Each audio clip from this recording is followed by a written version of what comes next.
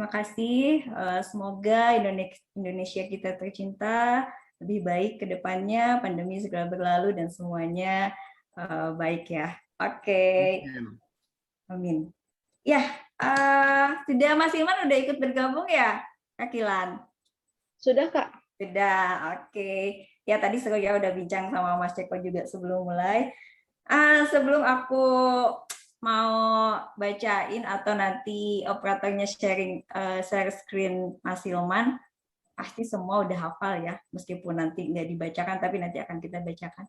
Coba aku mau tanya 3 orang peserta nih yang raise hand. Kalau ingat atau kita dengar kata nama dari Mas Hilman Hariwijaya, apa sih yang langsung teringat? Coba. Lupus. Lupus. Terus apa lagi? Sama lupus. Apa lagi? Cinta Fitri. Cinta Fitri. Oh ya, itu sinetron aku banget. Terus? Anak jalanan. Anak jalanan. Lucu. Lucu. Yeah. Dari jendela SMP, Kak. Oke, jendela SMP. Olga dan sepatu roda. Terus ingat apa lagi? Oh, berarti ini karya-karyanya ya yang terus diingat dari Mas Hilman. Anak jalanan. Anak jalanan. Oke. Terima kasih teman-teman. Nah, ini banyak banget tuh anak langit dan ini. Anak langit pokoknya yang anak-anakan itu punya Mas Hilman. Ya, anak langit, anak jalanan. Ntar ada anak setan kalau nggak salah sih saya. Ya, nanti kita tanya Mas Hilman. Pokoknya ini ya, Raya. banget ya, produktif banget Mas Hilman. Makanya aku agak deg-degan juga Mas Eko. Makasih nih dikasih kesempatan jadi host sama Kanisa nih. Ini sama tokoh legend nih. Aduh. Baik, Kak. Sama, gue juga deg-degan. Mas Hilman juga deg-degan. Kak Kilan, coba kita share screen ya profil singkatnya dari Mas Hilman. Mungkin kalau dibacain nggak akan selesai ya, banyak banget.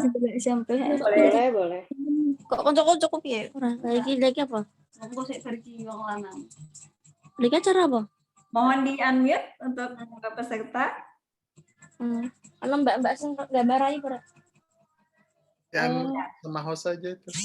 Jadi Kita peserta untuk peserta di unmute dulu aja semuanya. Oke, silakan Kak Kilan untuk share screen profil singkatnya Mas Hilman ya, biar semua tahu meskipun udah tahu. Nah, ini Mas Hilman masih tetap fresh, ganteng ya, dan ya, ini soalnya foto beberapa puluh tahun yang lalu ya. Jadi masih ada yang flyernya, Kak Ais? Ada. Yang terbaru. Yang terbaru. Foto yang terbaru ya udah nanti aja langsung kan ketemu mukanya. Nah, itu udah di review ya. Siapa Mas Hilman itu, meskipun udah tahu semuanya, beliau lahir di Jakarta 25 Agustus. Udah menulis sejak remaja ya, dan cerita pendeknya itu diberi judul Lupus itu awalnya di majalah Hai yang sampai pada bulan Desember itu kemudian dibukukan menjadi sebuah novel. Nah, beberapa karya beliau juga yang pernah diterbitkan ini banyak sekali ya. Tangkaplah Daku, Kau Kujitak, Cinta Olimpiade, Makhluk Manis Dalam Bis, Tragedi Sinemata, Topi-Topi Centil, Sandal Jepit, serem, Interview with the Nyamuk. Ini pokoknya banyak banget sambil nunggu Kak Kilan share profil beliau. Dan karya-karya yang dinovelkan diantaranya ini tadi ya udah banyak disebut Lupus Kecil, Lupus ABG, Olga dan Sepatu Roda, pokoknya banyak banget Mas Hilman. Dulu aku pokoknya ya itu koleksi buku Lupus itu yang rencananya misalnya baca mau 1 hari itu 1 jam 2 jam juga udah langsung kelar gitu. Dan nunggu buku-buku selanjutnya lagi. Saya sebenarnya pengen menunggu karya Mas Hilman lagi sih kalau Mas Hilman masih ini. Sama. Lupus tua gitu kan. ABG-nya udah ada ya Mas ya. Anak kecil, ABG, lupus tua, lupus dewasa. Dewasa udah jelas dong banyak. Lupus tua kayaknya menarik Mas, beneran deh. Iya, dan akhirnya beliau merambah ke dunia industri pertelevisian ya, yaitu banyak sekali melahirkan skenario-skenario dari Mas Hilman ini. Nah tadi diantaranya udah ada yang nyebut tuh sinetron Cinta Fitri. Nah ini pokoknya sampai episodenya aku nggak pernah terlewat. Mau pergi keluar kota kemana pokoknya ingat, aduh harus nonton Cinta Fitri ya, gemes gitu ya. Nah terus ada Catatan Hati Seorang Istri. Ini pasti hampir semua termehek-mehek gitu ya. Anak Jalanan, Anak Langit, tadi semua anak-anakan ini karyanya Mas Hilman. Dan selain sinetron juga karya ini juga ya, film layar lebar juga. Wah, luar biasa Mas Hilman, sangat inspiratif. Semoga hari ini kita bisa ambil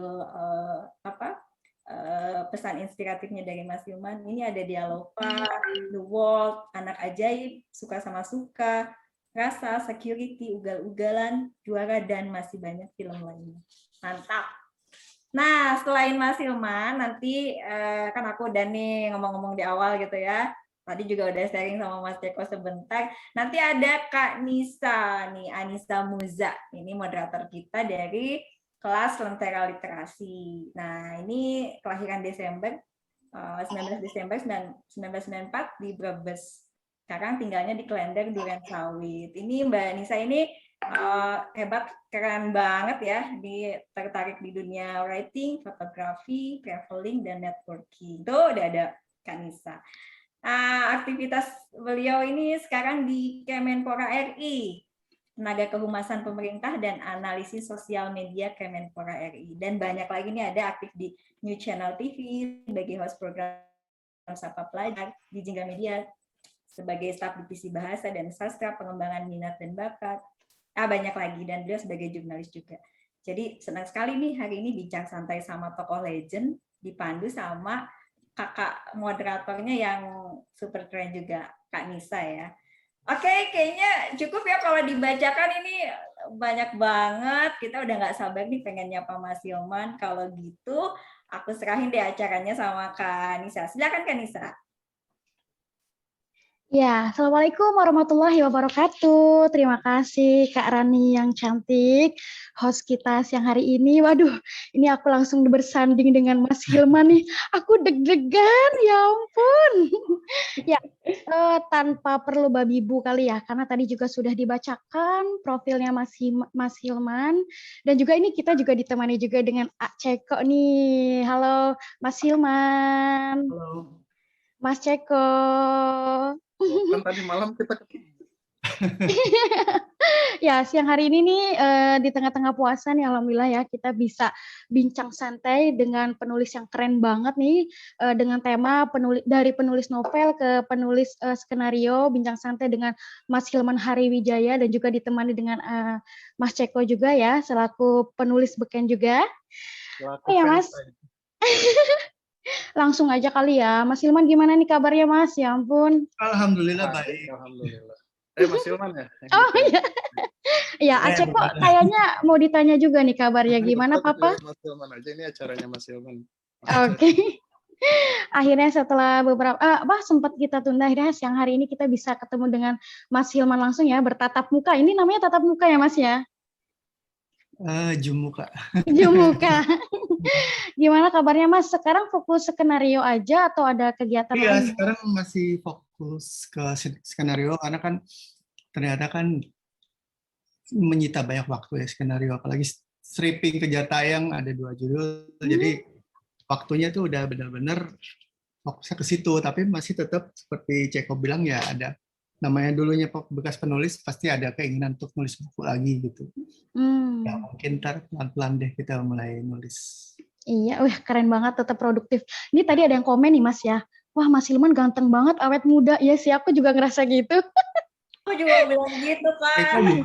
Benar-benar setuju. Dari aku kecil.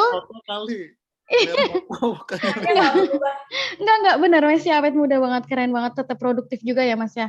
Kalau judul skenario terbaru apa nih Mas? Yang mau tayang habis Lebaran, Badai Pasti Berlalu, itu dari film yang cukup ini juga ya, legendaris. Ya. Krise ya Mas ya. Iya, itu. Tapi Badai itu kan dari novelnya Margate kan.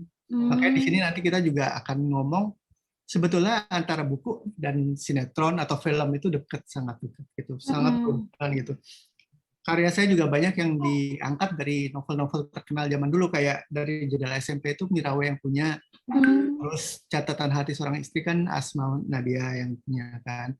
Terus sekarang ini Badai Pasti Berlalu nanti Miss Lebay ya. Amin, amin ya.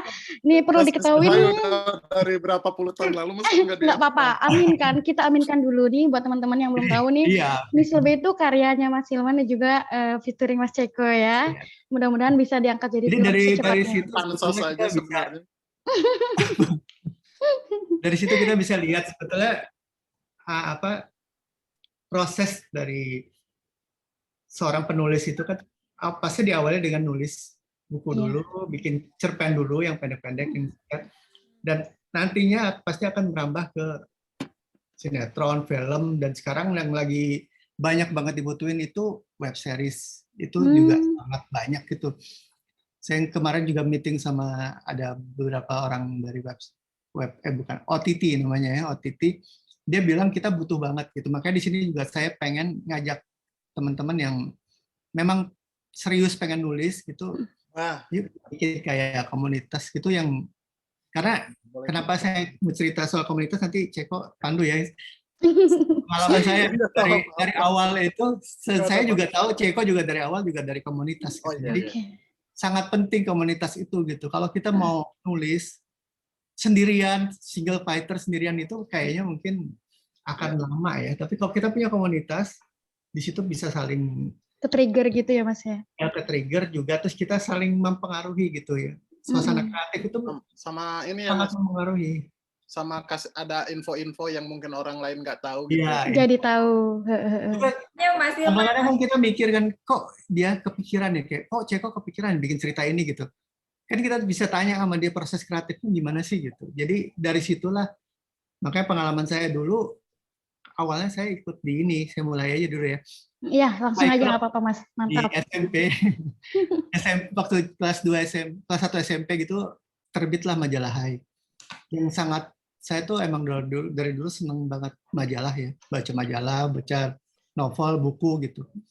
Nah di majalah Hai ini, di situ ada satu pengarang yang sangat produktif dan itu mempengaruhi, sangat berperan di dalam karir saya itu Pak Mas Arswendo Arsmanjoto itu. Nah dia punya ide yang sangat brilian saya bilang itu. Dia bikin Hai Club. Hai Club itu dibikin di kantor Hai itu karena dia bilang saat itu dia pengen ngumpulin semua anak-anak Indonesia yang kreatif gitu untuk nulis di Hai. Dia pengen jadiin Hai itu jadi kayak wadah untuk mereka berkreasi gitu. Sehingga lahirlah nama-nama pada saat saya datang itu gemeteran gitu karena saya ngeliat ada nama Laila Eskodori yang saat itu saya suka banget karena dia udah bikin novel-novel dan cerpennya tuh di semua majalah anak-anak dan rumahnya tuh beredar gitu Laila. Dan sampai sekarang kan dia masih produktif juga kan. Terus ada juga almarhum Ages Aryadi Payana, terus Jai Bimo, pokoknya nama-nama Neno Warisman juga di situ mulai munculnya gitu. Jadi saya ngelihat memang dari situlah gitu kita sama-sama berkembang gitu. Saya ikut Hai Club dan di situ kita kayak dimentorin gitu. Saya ikut ada pelatihan-pelatihan dari Mas Arswendo gitu. Dia kiat-kiat gimana menulis gitu. Nah dari kita yang tadinya buta banget gitu soal nulis, dapat pengalaman-pengalaman dari dia gitu yang gimana cara bikin cerita yang bagus itu begini gitu. Nah makanya saya bilang di sini ke Ceko perlunya komunitas gitu.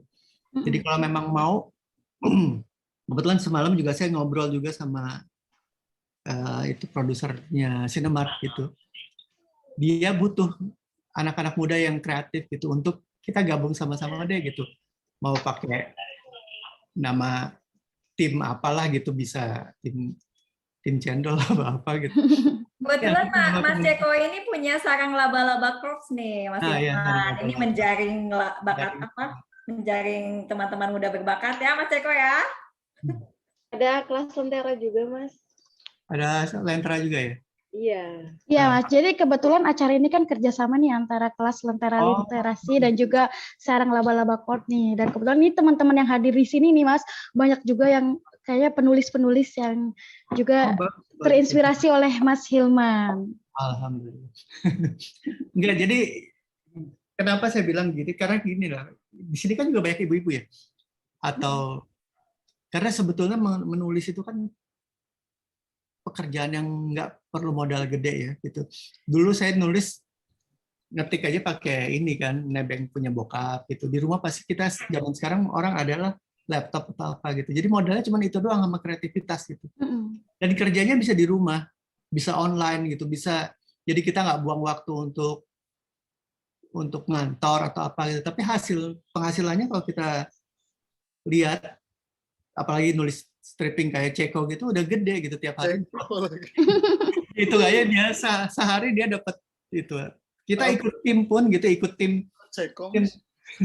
penulis pun gitu, kita juga tetap dapat lumayan besar gitu dibanding dengan effort kita misalnya kerja ke kantor gitu. Jadi makanya saya di sini juga nantang ke teman-teman semua gitu, kalau punya kreativitas, mau nulis, mau kerja keras, yuk kita gabung gitu. Jadi saya juga nanti mau bikin ini workshop, kita gabungan aja gitu, workshop siapa aja yang minat kita gabung. Sudah ada lampu hijau ya dari Mas Hilman nih kayaknya ya. Untuk dari saya aja, dari Pak teman-temannya. Pak David itu produsernya. Semalam banget saya ketemu sama dia dan dia pengen gitu karena menampung semua anak kreatif, karena seperti tadi saya bilang kan, Sinemart itu butuh banyak sinetron tiap hari. Terus tiap nanti sore itu kita punya mini seri yang 29 episode, nah itu butuh banyak cerita, tiap bulan ganti-ganti.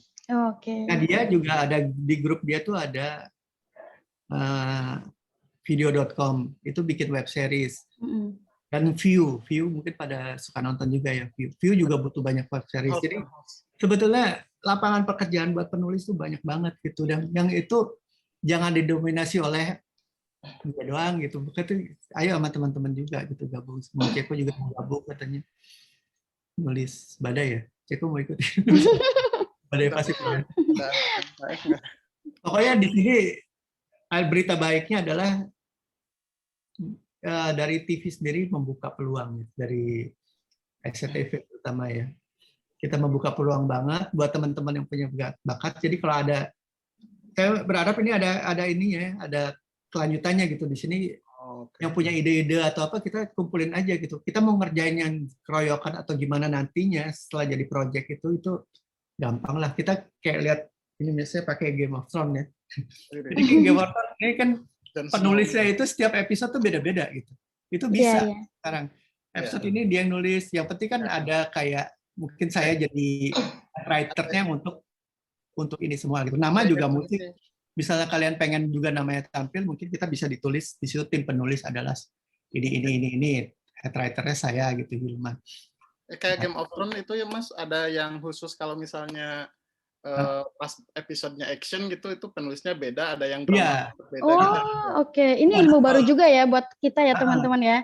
Karena memang kita kan minatnya beda-beda gitu. Saya juga kalau saya dalam satu sinetron mungkin panjang gitu, anak jalanan gitulah. Itu komedinya itu penulisnya saya pilih yang jago komedi gitu. Ada Depol. Konsultannya gitu ya Mas ya? Enggak, emang dia nulis gitu. Nanti kita tinggal, saya tuh sebagai head writer-nya yang menggabung semuanya gitu. Unsur komedinya dapat dari sini, misalnya romance-nya jago, Anissa jago romance gitu ya. Anissa yang nulis romance-nya gitu. Ceko misalnya jago pelawaknya. Ceko yang bikin komedinya. Jadi kita karya tuh juga jadi, karena kan dalam satu sinetron tuh satu cerita tuh pasti ada unsur-unsur, semua unsur ya, romance, ada komedinya, terus juga ada hardcore-nya, ada dramanya yang kenceng gitu. Ceko udah jago sekarang bikin drama kenceng. Jadi ditulis sama ininya masing-masing ya, biar greget gitu sama spesialisnya masing-masing ya Mas ya. Nanti kita compile semua. Tapi semua itu biasanya saya bikin ini dulu, storyline dulu. Jadi semuanya ikutin storyline yang ada. Oh iya, biar tetap ada batasan-batasannya ya Mas ya. Batasan sama ceritanya memang jadi ada itunya, ada alur. Oke, Mas, ini ada juga masuk nih pertanyaan dari teman-teman. Sebenarnya tadi juga sudah dibahas mungkin ya. Ini ada, Mas, gimana sih sebenarnya kalau kita udah buat naskah skenario dan kita mau ngirim naskah nantinya. Nah, kita tuh ngirimnya tuh kemana? Biasanya untuk penulis pemula itu kan bingung. Kalau kayak teman-teman bikin novel, itu kan kayak banyaklah penerbit-penerbit yang mau menerima gitu. Cuman ini ada teman-teman yang mungkin bingung ya. Kalau novel bisa bikin itu sendiri kan sekarang ya. Wordpad apa sih namanya? Apa Mas? Wattpad. Wattpad. Wattpad. Oh, iya, iya. Nah, itu dia tadi, saya kan tadi udah ngomong soal komunitas itu. Sebetulnya memang kalau misalnya kita belum pernah nggak punya track record sama sekali gitu, kita susah masuk ke TV gitu kan. Karena kan bukan masalah birokrasi, tapi kan orang kan TV itu kan PH itu investasi yang besar gitu. Jadi dia mau cari aman gitu. Jadi dia pasti pakai orang-orang yang udah ada ininya, dia track recordnya, dia memang penulis yang berhasil gitu. Nah makanya saya itu bikin kayak apa, tim penulis gitu.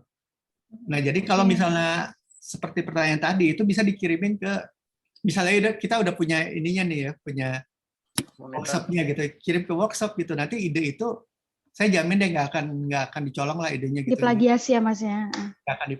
Kita nggak akan colong karena kita sangat menghargai ide-ide itu kan. Jadi ide itu nanti ya kita kembangin, kalau boleh kita kembangin sama-sama gitu. Mas, sorry mau motong Mas, bentar. Ini kan maksudnya tadi, sorry ya Nisa.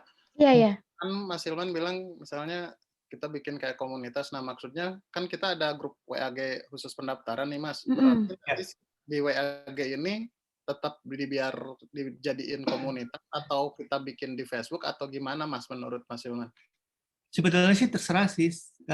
Yang penting nanti saya itu bisa, pengennya sih saya dulu kan juga punya kayak satu tempat itu, satu rumah jadi pos. Itu untuk teman-teman yang bisa datang atau yang dari luar kota atau yang nggak punya rumah mau tinggal di situ nggak apa-apa. Itu nanti saya juga akan bikin kayak gitu. Nanti kita di situ kita bisa diskusi, bisa itu mungkin beberapa penulis senior juga saya ikut datangin ke situ untuk kasih kayak berbagi pengalaman. Jadi nantinya teknisnya terserah di kalian aja gitu, mau dibikin gitu. WA group atau mau, yang penting jangan dibatasin gitu, jangan eksklusif gitu, jangan cuman geng ini aja ya gitu. Tapi kalau yang lainnya mau itu ya udah gitu. Yang concern kita cari yang orang-orang kreatif aja gitu yang bisa ikut di sini. Oke, Mas Hilman, ini juga ada pertanyaan lagi nih dari teman-teman dari Herifa di Surabaya nih Mas. Sebenarnya Mas, perbedaan mendasar dalam menulis novel dan skenario, sinetron atau film tuh apa sih Mas? Mungkin dari strukturnya ataupun dari proses kreatifnya gitu Mas. Ya, yang paling mendasar itu kalau novel itu kan kita berbicara dengan bahasa tulisan ya. Bahasa tulisan itu jadi kesannya pasti akan lama. Kita akan bertele-tele menjelaskan misalnya tentang satu tempat aja kita bisa jelasin sampai berapa halaman gitu, atau karakter gitu atau gimana. Tapi kalau sinetron itu kan bahasa gambar.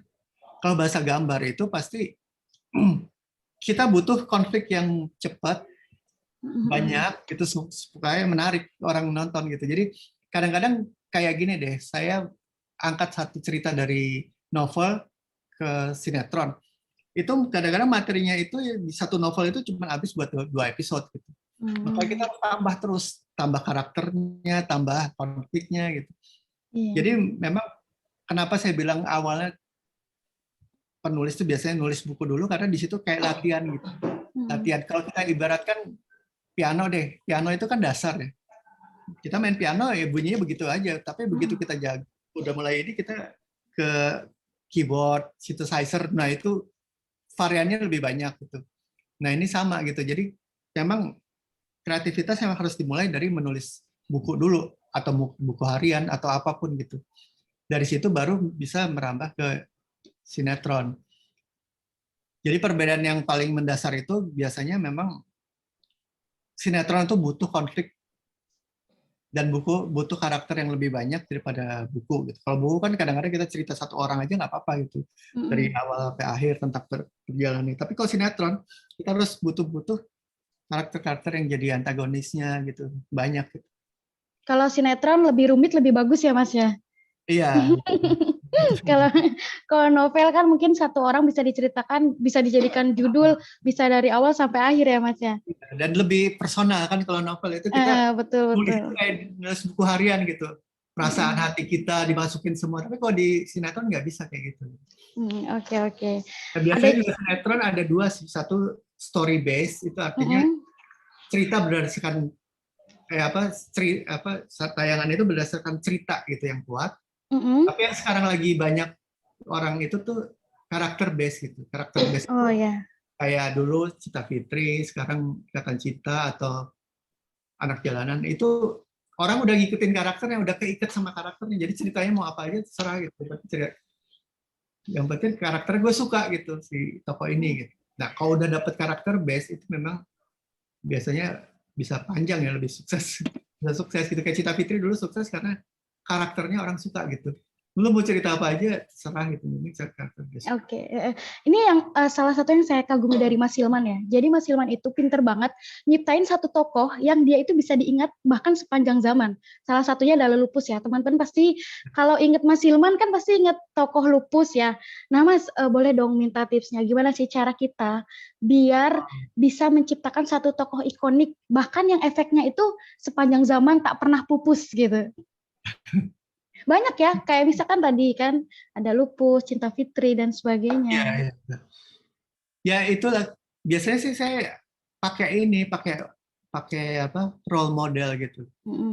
Jadi ada kayak teman-teman juga pasti kan punya di sekitarnya tuh punya teman-teman yang punya karakternya unik gitu kan. Yang lucu, yang apa gitu, yang menarik. Nah, itu jadi saya kayak ngamatin mereka gitu, ngamatin karakternya di masing-masing orang gitu. Nah, dari situ baru saya bikinin latar belakangnya, kenapa dia begini, terus tujuan hidup dia itu sebetulnya untuk apa sih gitu. Nah, itu emang harus kayak Bible itu kan dibilangnya tuh buku panduannya itu harus diciptain dulu kalau kita mau bikin novel atau mau bikin serial yang panjang gitu. Juga sinetron juga gitu. Jadi karakternya itu harus jelas dulu. Jelasnya tuh dia tuh latar belakang gimana sih gitu. Terus kebiasaannya apa aja sih? Kita bisa ambil dari zodiak gitu karakter. Oke.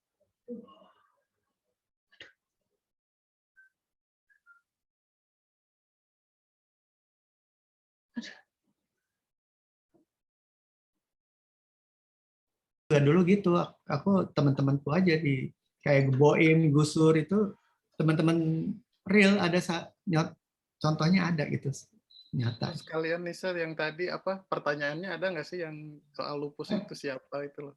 Oh ya, aku ada satu pertanyaan, Mas. Jadi sebenarnya Lupus itu siapa sih? Apakah itu sebenarnya jati diri Mas Hilman yang terpendam atau gimana nih? Nah iya benar, terpendam. Oh gitu. Jadi ya Mas ya. Pengen kayak begitu gitu, tapi nggak bisa. Jadi dulu tuh suka ngebayang gitu, kalau gue jadi cowok yang ngocol terus lucu, oke kali ya gitu. Tapi faktanya kan orang aja gagap gitu. Kalau ngomong sama orang soal gagap gitu. Jadi kayak alter egonya gitu. Kayak Superman sama Clark Kent kan gagap, tapi alter egonya dia kan jadi Superman gitu. Jadi kayak impian aku gitu. Tokoh menurutku yang menarik itu adalah kayak Lupus pada saat itu gitu. Lucu, sederhana, sehari-hari banget gitu, nggak usah terlalu kaya gitu. Waktu saat itu kan ada, kalau masih ingat ada catatan si Boy itu kan catatan si Boy anak orang kaya gitu, serba jet set, naik mobil, tapi kalau ini kan ngejar ini, ngejar bus, sehingga dekat sama kehidupan anak muda pada saat itu sehari-hari gitu. Makanya mereka mengidolakan itu karena ini gue banget nih gitu, si Lupus tuh gue banget gitu. Pada merasa begitu, makanya dia ngerasa makan permen karet lah, ikut-ikut gitu, karena dia ngerasa terwakili gitu apa yang itu. Nah kalau kalian bisa bikin kayak gitu saat ini gitu, ada tokoh yang bisa mewakili generasi sekarang itu pasti jalan. Kayak Dilan misalnya pada masanya, atau karena siapa yang lain itu karakternya gitu, Ria Ricis kayak apa kayak gitu, bikin karakter yang kayak gitu. Atta Halilintar misalkan.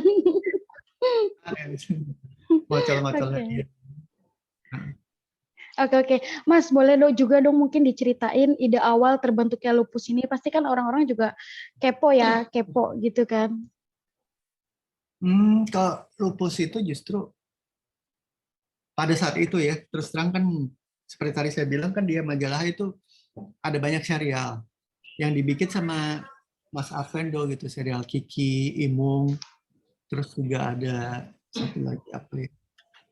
Lagi Ceko, satu lagi Kiki, Imung sama Siapa nggak tahu. oh Keluarga Cemara, Keluarga Cemara. Keluarga Cemara.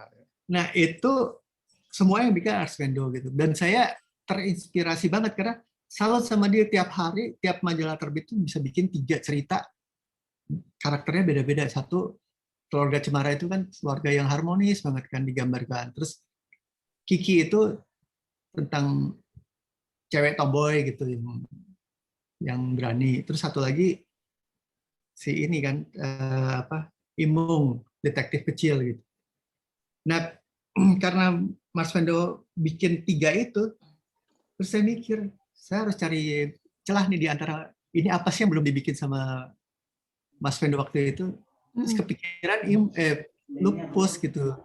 Kayaknya dia nggak ada deh cerita yang konyol-konyol, tokohnya tuh ngocol gitu, cowok, terus gayanya pada saat itu kayak duran-duran gitu, karena Mas Wendo nggak tahu duran-duran. Terus saya kan tahu, saya tuh masih remaja banget, jadi tahu banget apa yang tren di anak muda gitu.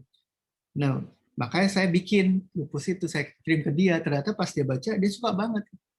Wah ini, Pak dia bilang ini kamu jujur nulisnya. Jadi ini penting nih, dia bilang jujur nulis. Jujur tuh artinya kita menulis apa yang kita tahu gitu. Memang saya tahu apa yang kita alami sehari-hari, apa yang menjadi concern kita gitu. Dan itu kita tulis, nggak dibikin-bikin gitu. Ya emang teman gue kayak gitu, emang begitu. Jadi ceritanya juga kayak gang senggol gitu. Idenya emang di sekolah tuh ada gang kecil senggol gitu. Jadi orang-orang kalau lari bolos lewat situ, pacaran juga di situ waktu itu. Gitu.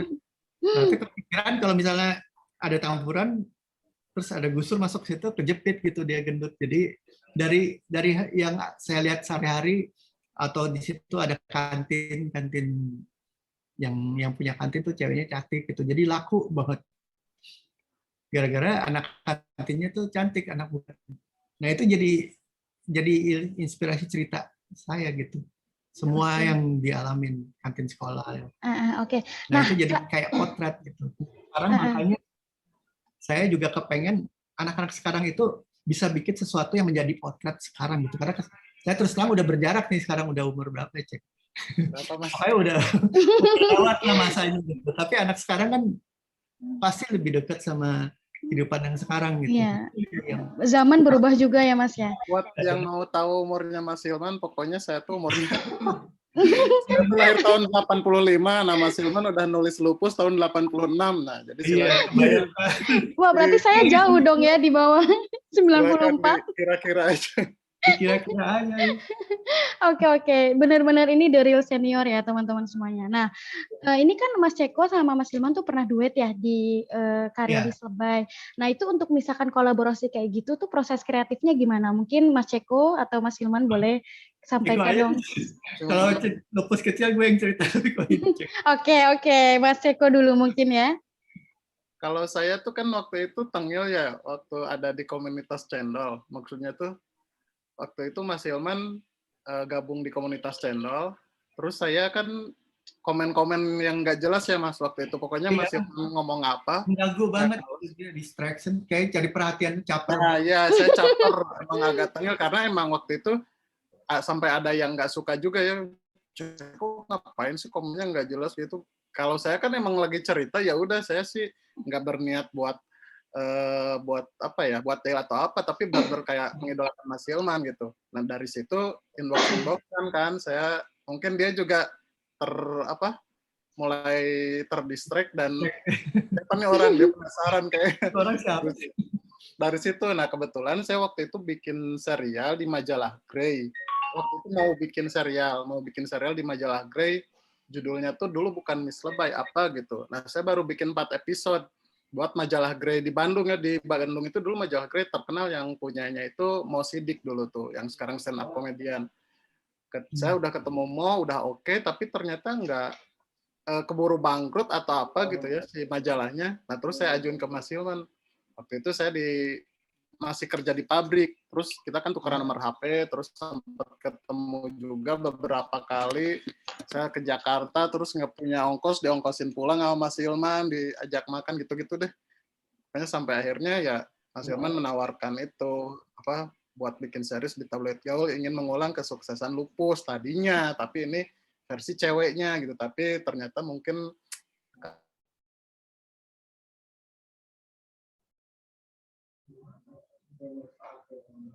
yang sukses sih Miss Lebay jujur, tapi nggak begitu jelek juga karena penjualan juga cukup lumayan sih ya. Cuman ya nggak fenomenal aja kayak Lupus. Nah di sini sebetulnya ada Gitu pelajaran yang bisa kita ambil gitu. Jadi orang yang sangat kayak kok berhenti ya? Apa jaringan saya yang jelek? Jaringannya jelek. Ada pelajaran yang sangat bagus di sini, yaitu apa sih, keinginan keras gitu untuk menjadi penulis. Ceko tuh kita bisa lihat gitu, dia distraction, dia berusaha nyari perhatian gitu, apa gitu. Itu juga saya alamin dulu waktu pertama kali saya berusaha nyari perhatian di majalah Hai gitu. Saya datang ke sana, padahal pengalaman nggak ada, masih anak SMP, pakai celana pendek gitu, ketemu sama orang-orang hebat-hebat gitu. Tapi kita nggak usah takut gitu, kita nekat aja terus gitu, tekad aja terus, istiqomah aja terus ya, kita usaha. Karena tujuan kita udah jelas gitu. Waktu itu kebetulan saya memang pengen jadi penulis, mungkin Ceko juga sama tujuan hidupnya pengen jadi penulis, jadi udah jelas banget. Jadi semua kegiatan yang ada tuh saya curahkan ya nulis. Pulang sekolah saya naik sepeda ke majalah Hai, nongkrong aja di sana cuma ngeliatin orang-orang kerja, orang-orang nulis. Nah itu yang mungkin perlu ada di anak-anak sekarang gitu, etos kayak gitu Pak. Keinginan yang besar ya Mas ya. Besar gitu. Dan terus-terusan gitu, karena menulis itu nggak bisa kalau kita nggak terus-terusan latihan gitu. Itu kan menulis itu seperti naik sepeda gitu, jadi kita latihan terus makin lama makin lancar gitu. Tapi kalau sesekali ya susah gitu, makanya biasakan nulis buku harian itu paling penting gitu. Buku harian itu kan kita menceritakan sekarang kali ya Mas. Hah? Kalau sekarang blog ya, kalau buku harian kayaknya anak sekarang. Memang udah nggak zaman deh. Itu ada sinetron buku harian.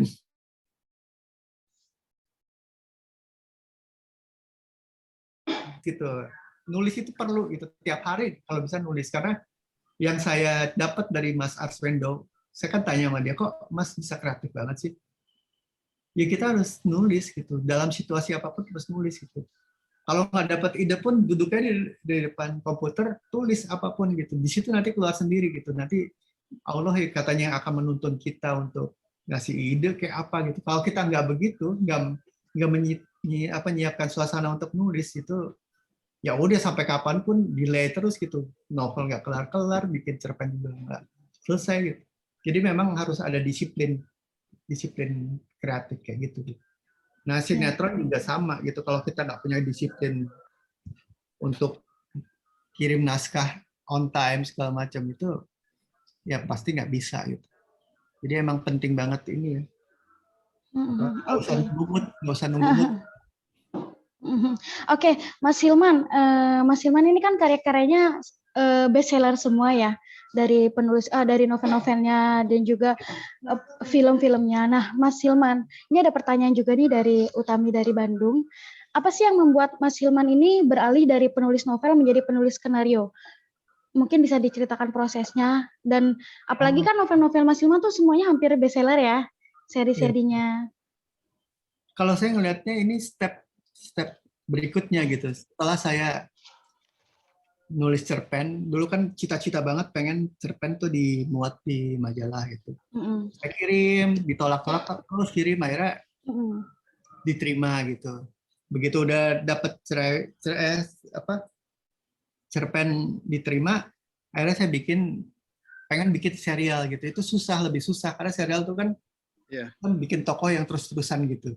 Nah itu saya coba bikin gitu, dan itu jalan juga, akhirnya jadilah Lupus itu. Ada Lupus, ada Vanya waktu itu, ada Olga ya. Nah udah itu udah segitu, jadi saya pengen bikin buku, akhirnya buku Lupus itu kan dibukuin. Jadi saya punya buku sendiri gitu. Nah, step berikutnya setelah buku kan waktu itu film, belum ada sinetron waktu itu, film. Jadi saya pengen buku saya difilmkan gitu. Akhirnya saya coba untuk menulis film sampai akhirnya terus ke sinetron gitu. Sinetron itu lebih susah lagi karena tiap hari terus menerus gitu. Jadi ini tantangan. Jadi saya baca di bukunya Mas Wendo juga itu satu kiat yang itu kita harus punya apa sih, butuh banget berprestasi. B3 katanya dia sih. Kita tuh harus butuh banget berprestasi. Butuh banget berprestasi. Oke. Jadi prestasi itu buat kita sendiri gitu. Misalnya setelah ini apa gitu, setelah ini apa, dan nggak puas-puas gitu. Kita nggak usah peduli deh orang mau kritik karya kita atau gimana. Oh, cerita lo begitu-begitu doang gitu. Itu Ya, Mas, urusan gimana dia.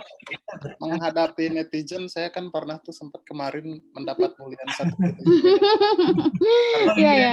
Mas Ceko juga ini salah satu penulis skenario yang sering viral ya kayaknya ya. Iya, dia.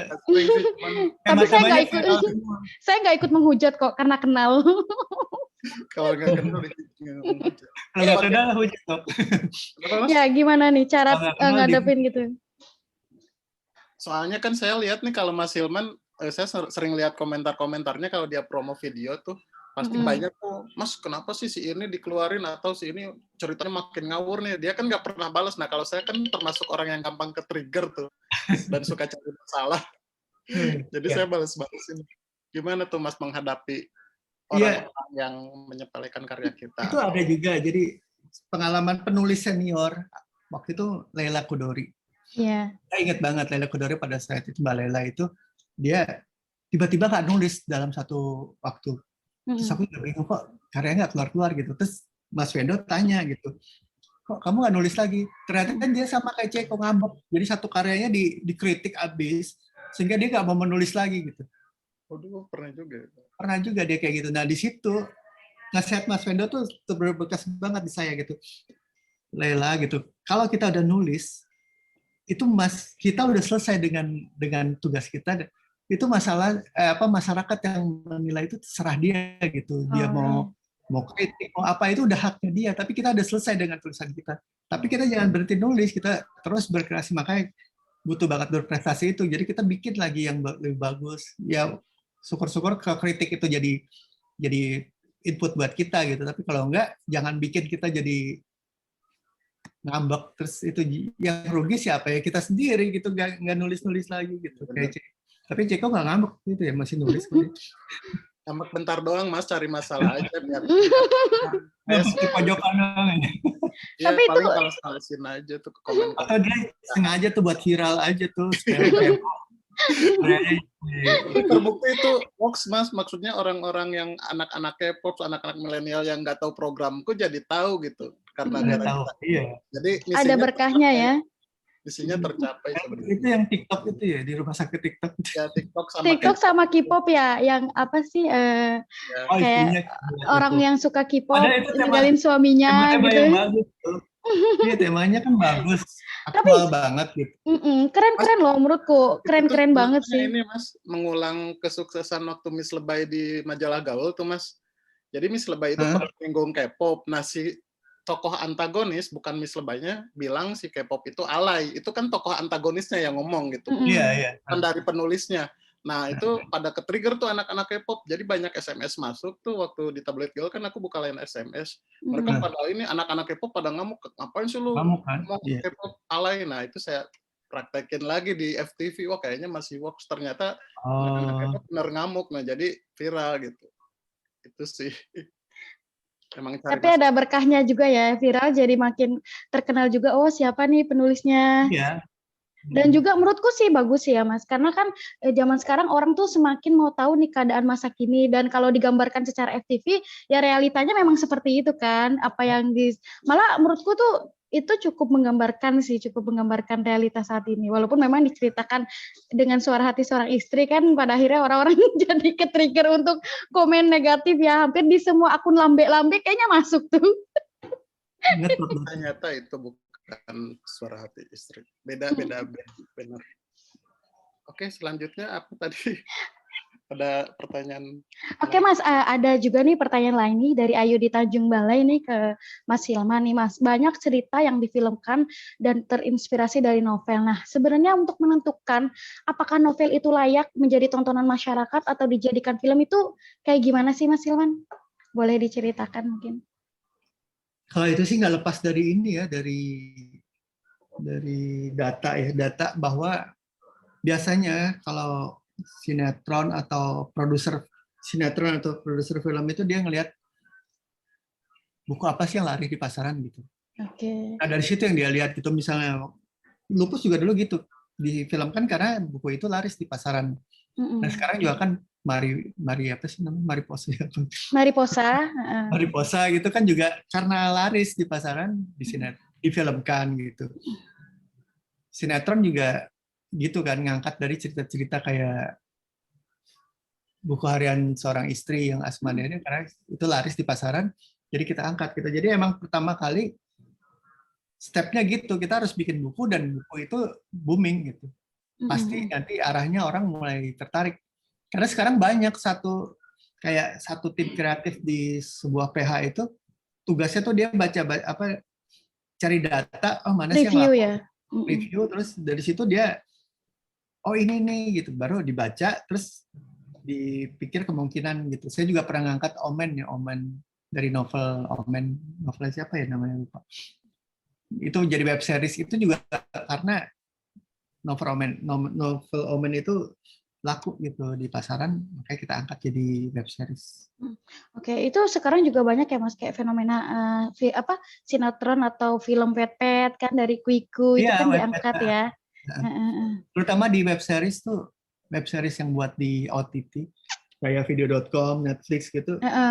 Dia ngambilnya kebanyakan dari webpad. Ya, yang wet gitu. Nah, terus Mas, kalau kesulitan apa sih yang sebenarnya sangat rentan untuk penulis-penulis skenario yang menjadikan novel jadi penulis skenario, Mas?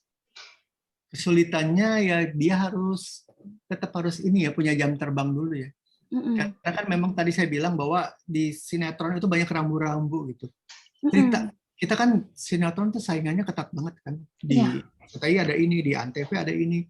Nah, gimana kita bisa bikin penonton tuh nengok ke kita gitu, nonton ceritanya yang kita bikin. Nah, itu butuh konflik yang benar-benar besar, butuh juga perhatian seperti yang Ceko bikin gitu, tema-tema yang mungkin agak nyeleneh gitu. Sehingga orang jadi, wah ini apa sih gitu, jadi tertarik untuk nonton.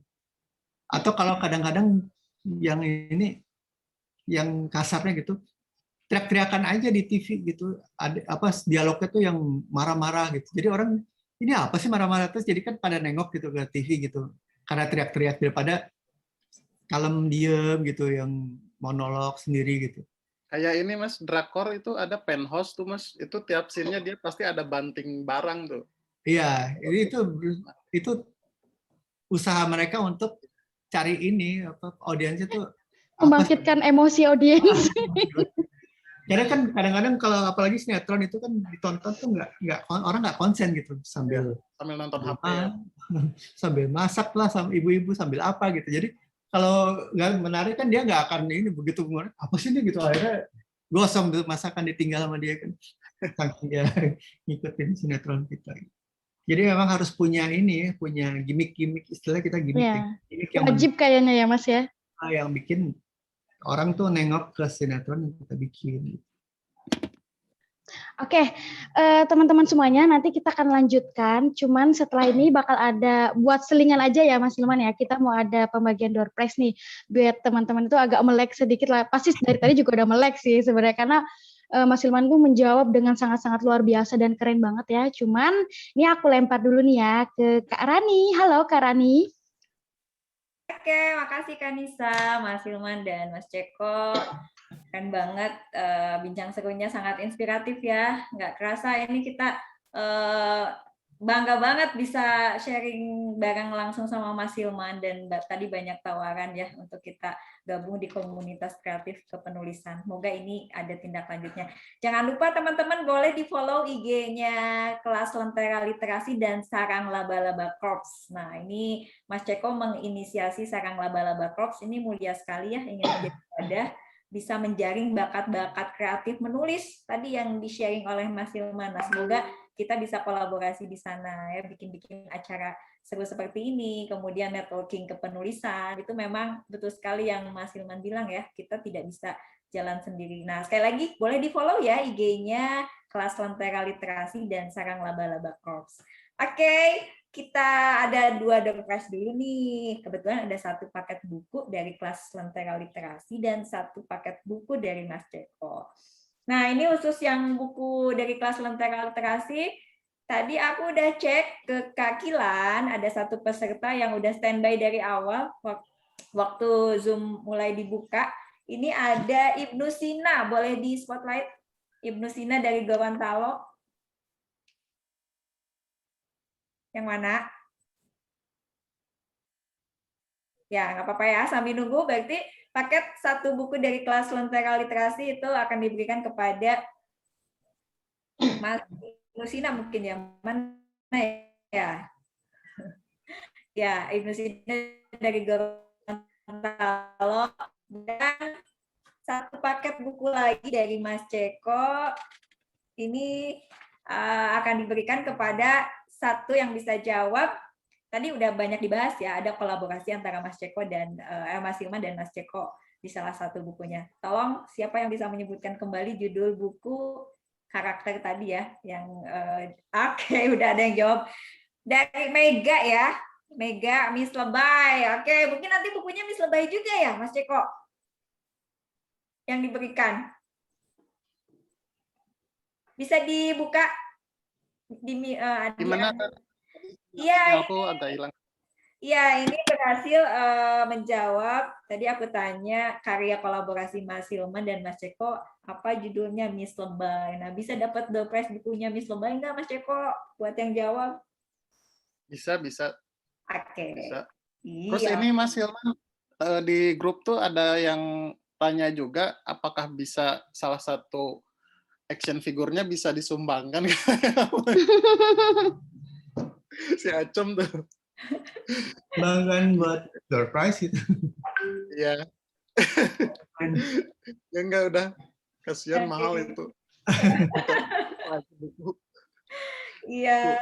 Oke, ini seru banget ya, dan kita masih ingin mendengar pesan-pesan inspiratif dari Mas Hilman. Tadi saya juga mencatat beberapa hal ya, bahwa di proses kepenulisan ini perlu perjuangan, disiplin, jangan putus asa, ada pengorbanan. Kemudian tadi butuh komunitas. Dan saya jadi langsung ingat sesuatu tadi Mas Hilman kalimatnya apa ya, itu sangat bagus sekali. Intinya sesuatu yang tidak bisa kita dijadikan nyata mengenai sosok favorit atau impian, ternyata bisa jadi nyata lewat sebuah tulisan. Kalau aku sendiri menciptakan kalimatnya, penulis itu bisa menciptakan dunianya sendiri gitu. Keren banget. Jadi jangan pernah berhenti untuk menulis. Oke, Mbak Nisa, tadi untuk door prize udah. Mungkin Mbak Nisa boleh saya kembalikan ke Kak Nisa, tapi boleh dikasih 1 kesempatan yang bertanya live biar kita bisa interaksi dengan peserta. Terima kasih ya, Kak Nisa. Iya, terima kasih Kak Rani, host kita yang kece pada sore hari ini ya, udah menjelang sore nih ya. Jadi kita sambil ngabuburit ya, ngobrol-ngobrol sama Mas Hilman ya, masih tetap semangat ya teman-teman semuanya ya. Masih banyak pembahasan soalnya ya Mas Hilman dan Mas Ceko ya. Oke, mungkin kami akan kasih 1 kesempatan buat teman-teman yang mau live, silakan angkat tangan ya. Untuk host bisa minta tolong dibantu ya di spotlight mungkin untuk yang bertanya langsung, berkesempatan langsung bertanya dengan Mas Hilman Hariwijaya, bisa minta tolong dibantu admin. Salah satu aja, 1. Oke, Kak Rani mungkin bisa dibantu ya. Oke, sama-sama kita lihat. Ada teman-teman yang mau bertanya langsung? Ayo, mumpung dikasih kesempatan sama Mas Hilman loh. Ini loh, langsung live nih. Nikma Fitriani, Gresik, raise hand. Oke, silahkan. Silakan Mbak Nikma. Boleh Nikmahnya diambil. Boleh diambil dinyalakan ininya, videonya mungkin? Nah, ya silakan Mbak Nikmah. Suaranya juga tuh, suaranya. Suaranya? Suaranya boleh dinyalakan. Suaranya Mbak Nikmah, video soundnya boleh dinyalakan, di unmute. Ibunya padahal udah bersemangat ya, tapi kita bisa baca di... gerak bibir ibunya. Oh, di chat ya, mungkin di chat ya. Iya. Oh, udah semangat ibunya. Nggak bisa sama kita di unmute, harus dari sana ya. Ceko pakai bahasa itu. Ya belum. Sekarang. Terima kasih. Oh, Gini, udah. terima kasih atas waktunya. Udah. Nah, ini saya Sinyalnya kali gangguannya. Iya. Oke, Mbak Nikmah, sayang sekali ya karena sinyalnya terganggu. Boleh nanti disampaikan lewat chat ya. boleh? Halo. Oke, udah. Bisa masuk? Ya, silakan. Ya, terima kasih. Ini yang saya tanyakan, ini Mas Hilman kan diceritakan tadi mulai menulis sejak SMP karena majalah. Nah, pada saat remaja itu kan biasanya orang tua itu kan sangat peduli dengan anaknya untuk tidak selalu takut untuk terlibat ke hal yang negatif. Nah, bagaimanakah Mas Hilman dulu pada waktu remaja itu mendapatkan izin nongkrong gitu ya di depannya kantor majalah Hai gitu, sehingga akhirnya dan meyakinkan orang tua bahwa profesi menjadi penulis itu bisa menjadi jaminan. Gitu. Terima kasih. Ya, awalnya susah ya dapat izin, pastinya kayak saya pakai waktu itu alat mesin tik dari bapak aja waktu itu susah nyolong gitu karena dia pikir kamu mau ngapain sih gitu, ini kan mahal, ini kan dari inventaris dari kantor gitu, jadi harus dijaga. Nah cuman ya waktu itu ya saya buktiin dengan ini hasil, dengan karya gitu. Jadi waktu pada awal-awalnya sebelum nulis cerpen tuh saya suka bikin puisi juga, puisi-puisi yang gampang dimuat, yang kecil-kecil lah gitu. Nah dari puisi itu saya tunjukin ke orang tua saya gitu, ini saya nulis ini gitu. Nah pasti kan mereka, wah kok bisa begini gitu, ya udah saya jelasin. Tiap hari saya pulang sekolah tuh suka ke majalah gitu, saya nongkrong di majalah karena saya perlu ngumpul sama mereka gitu. Jadi karena saya membuktikan gitu, saya juga sering telepon ke rumah kalau lagi di majalah Hai dan mereka tahu saya di situ gitu. Dan pada saat itu juga Mas Wendo suka memuat ini, jadi kalau kita lagi ada kegiatan tuh dimuat di majalahnya gitu. Jadi jelas gitu ke orang tua bahwa anaknya memang ngumpul dengan penulis-penulis di majalah Hai gitu ya. Akhirnya ya dikasih izin gitu. Mungkin nasihat saya kita harus punya bukti aja gitu ke orang tua kita gitu, bahwa apa yang kita lakukan tuh nggak negatif gitu. Justru kita lagi nyari jati diri kita dengan berkumpul dengan orang-orang yang sama-sama suka menulis pada saat itu. Gitu aja. Oke, terima kasih Mas Hilman dan juga Mbak Nikmah ya. Cukup Mbak Nikmah? Ya, terima kasih atas informasinya. Oke, kan silakan boleh lanjut ke sesi kedua ya untuk menyampaikan pertanyaan yang disampaikan teman-teman kepada Mas Hilman. Silakan Kak. Terima kasih Kak Rani. Lanjut lagi bersama dengan Mas Hilman ya, Mas. Ini juga masuk beberapa pertanyaan lah. Ada beberapa pertanyaan nih, Mas. Salah satunya adalah Mas, ada yang nanya nih, kenapa sih Mas sinetron di Indonesia itu panjang-panjang? Nah itu ada Nah, itu pertanyaan juga saya mikir gitu sih Mas, kenapa ya Mas ya? Karena kan semua tergantung, seperti tadi aku bilang ya, tergantung data ya. Data itu dari rating. Ceko mungkin tahu banget rating selama sinetron itu ratingnya gede, tinggi.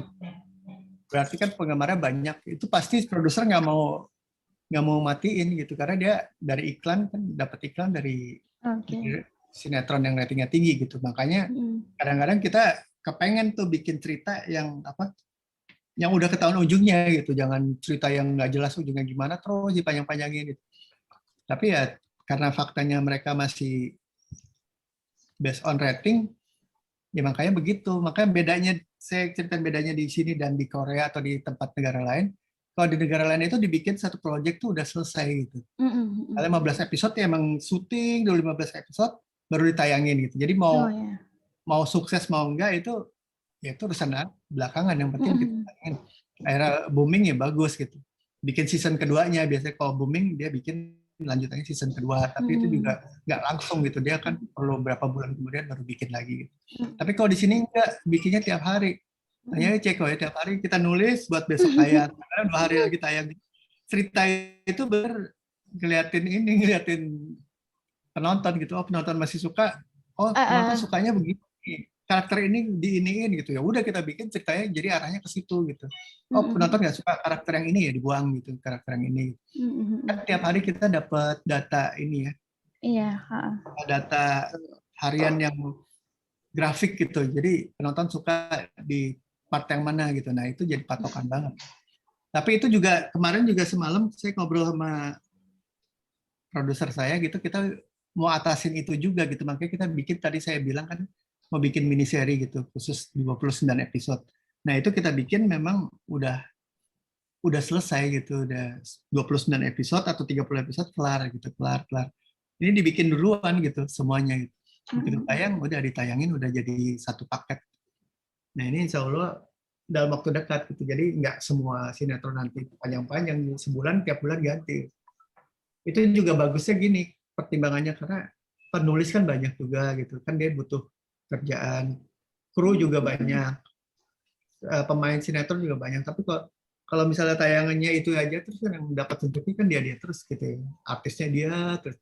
Tapi kalau misalnya sebulan ganti kan kayak bisa gantian gitu untuk.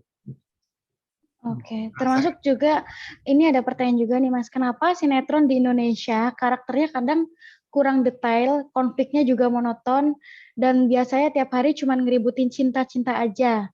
Nggak ada konflik misalnya pekerjaan atau perjuangan hidup, kasus sosial gitu. Nah ini memang yang harus ditunggu, yang kita tunggu dari kalian semua gitu. Karena memang mungkin karena penulisnya udah nulis kebanyakan, akhirnya tema-tema yang diangkat tuh ya begitu-begitu aja gitu ya. Iya. Nggak mendalam gitu. Juga mungkin persiapan pas bikin sinetronnya juga kurang persiapan, sehingga karakternya tuh nggak dibikin ini banget gitu, bikin jelas banget.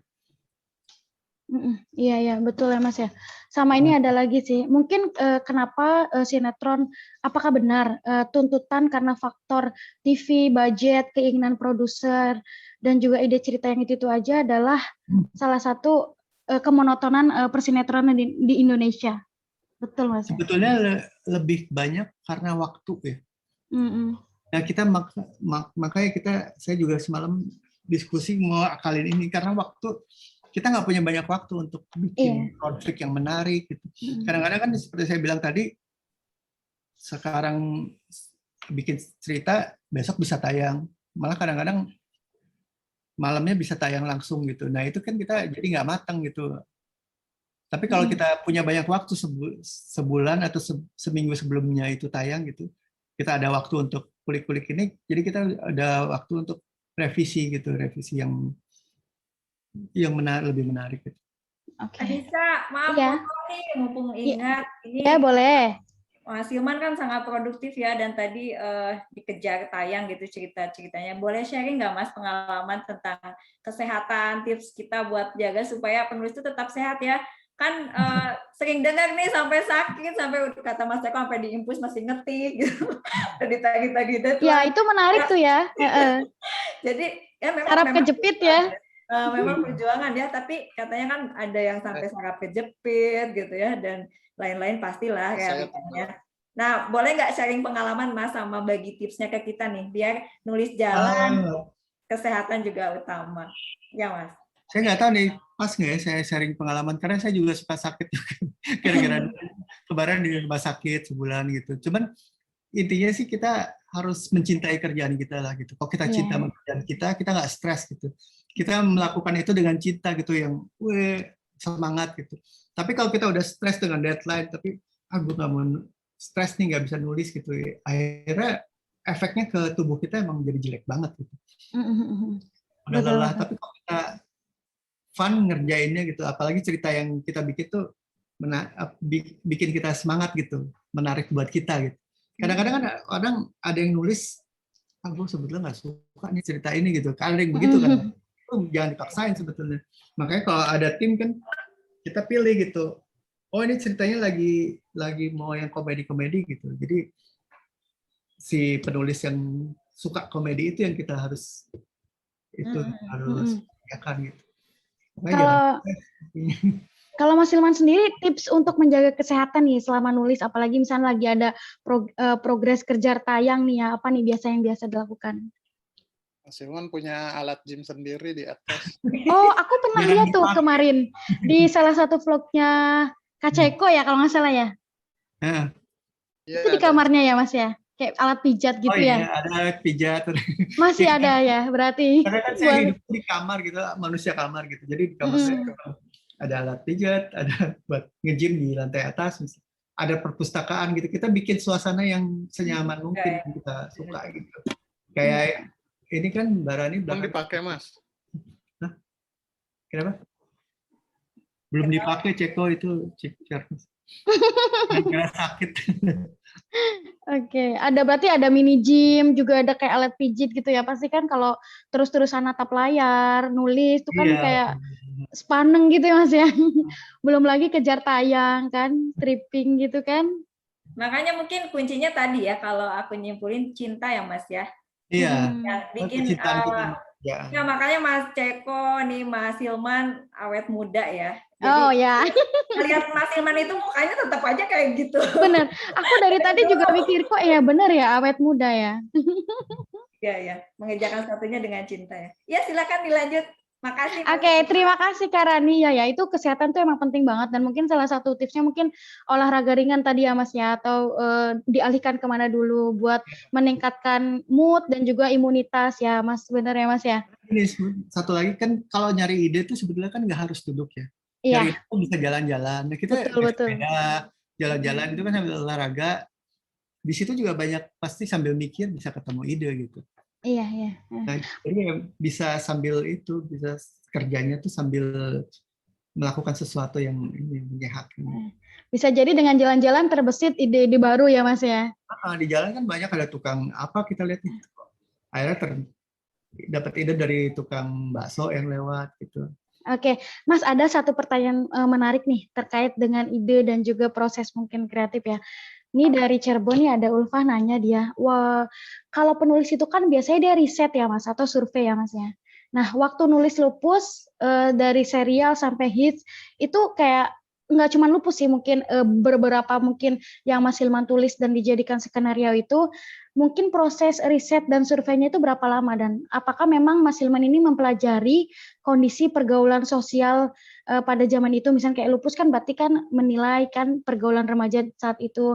Nah sekarang Mas Hilman juga lagi menulis tentang jendela SMP dengan, mohon maaf nih maksudnya kan dengan gap, tapi tetap ada nyawanya loh di jendela SMP itu. Kisah cintanya masih kayak booming, masih kayak trade-in kayak gitu. Gimana Mas itu? Sebetulnya itu kita kalau yang zaman dulu itu saya nggak hidup di itu sendiri, di lingkungan itu gitu. Jadi risetnya itu nggak khusus dilakukan gitu. Karena memang saya waktu itu masih remaja dan hidup jadi masih SMA. Jadi apa yang saya lihat sehari-hari itulah yang menjadi inspirasi saya gitu. Jadi nggak melakukan riset yang khusus. Kalau sekarang itu perlu itu dengan baca atau dengan nonton gitu. Biasanya dari situ gitu. Kayak BJS itu kan cerita anak muda gitu. Saya banyak nonton di ini seri-seri anak muda gitu. Dari itu bisa dapat banyak inspirasi.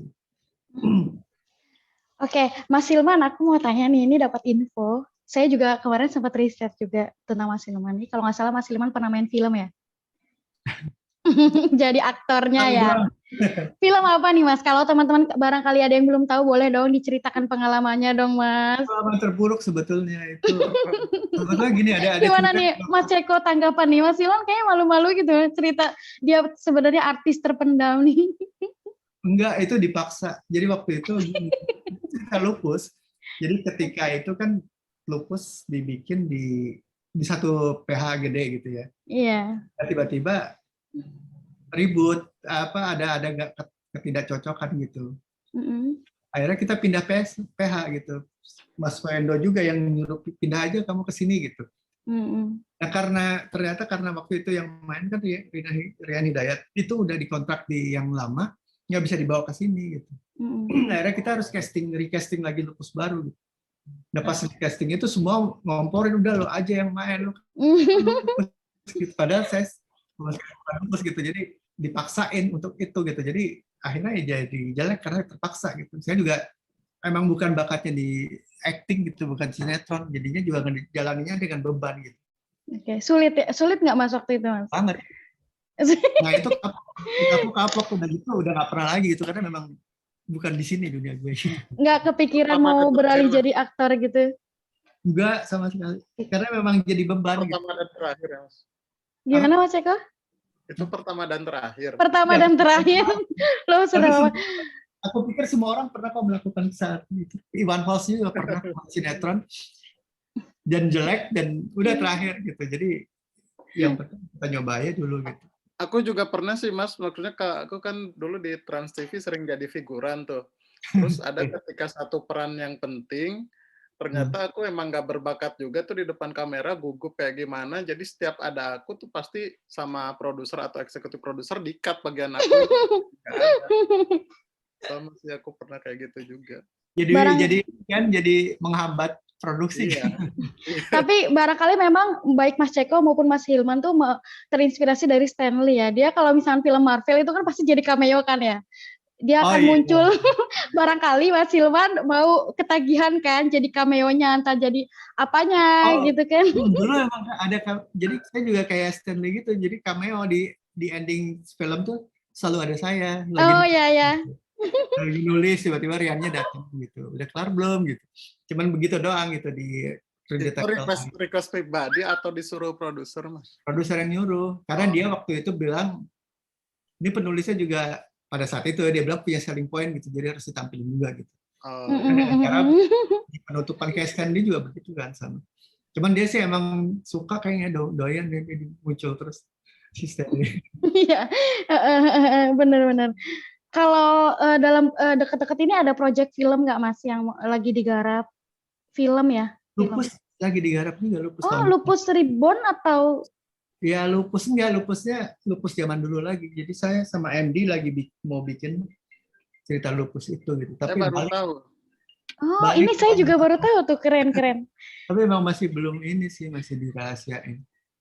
Oke, saya rasa mungkin mudah-mudahan booming lagi karena kan sekarang lagi zamannya di remake gitu kan, kayak Sidul Anak Betawi apa yang berapa belas tahun, jadi kayak orang-orang yang kangen dengan tokoh lupus mungkin bisa nonton ini Mas ya.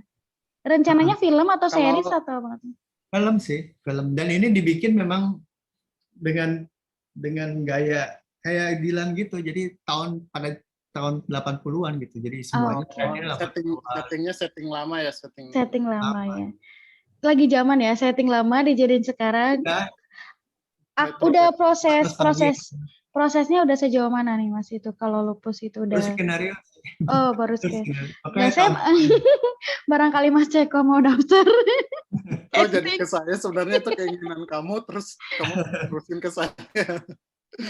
Ya Mas, kalau saya kepikiran ya Mas, saya sebagai penggemar lupus nih, bukan sebagai yang bagian dari dalam yang pernah jadi timnya di Mas Hilman. Nggak tahu ya, karena kalau buat saya lebih menarik mengetahui lupus sekarang gitu, yang umurnya tuh semakin naik. Kayak Naruto kan nggak gitu-gitu terus gitu. Kalau Naruto tuh pasti dia udah punya anak gitu, Son Goku, kayak Dragon Ball. Nah lupus juga kayaknya mungkin jadi suami gitu Mas. Terus dia tersakiti apa gimana ya? Jadi drama ceritanya. Lupusnya udah punya anak gitu Mas. Kalau menurut saya lebih menarik begitu daripada terus mereborn gitu Mas. Karena kalau di kalangan para penggemar anime itu kan ada One Piece itu dia terus aja masih belum itu kayak Doraemon segitu aja terus. Tapi kalau yang progres meningkat tuh lebih menarik gitu karena akan ada endingnya gitu. Kayak Naruto gitu, ada anaknya segala macam gitu. Lupus jadi suami terus punya anak mungkin siapa tahu gitu dengan Tapi atau itu, ada lupus junior kan ya. Itu mungkin kalau udah sukses ya lupus yang sekarangnya gitu kan, kemarin itu belum sukses, mungkin sukses bikin gitu, tapi kalau belum sukses biasanya orang nge-reborn dulu kayak Batman kan. Iya. Batman Begin waktu itu kan diulang lagi gitu. Begitu sukses baru ada versi-versi lanjutannya. Yes. Oke. Kalau Nah, ceritanya masih original yang Lupus atau ada penambahan mungkin Mas?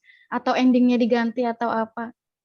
enggak, kalau cerita akan beda sih. Tapi Oh, oke. karakternya aja sama. Oke. Tapi cerita pasti beda. Biar fresh juga ya Mas ya. Betul. Kalau biasanya Mas, kalau dalam penulisan skenario itu, endingnya itu biasanya berdasarkan penulisnya Mas Hilman sendiri atau ada beberapa yang mungkin permintaan dari produser atau PH-nya Mas? Kalau ending sih sebetulnya kita udah pikirin sih.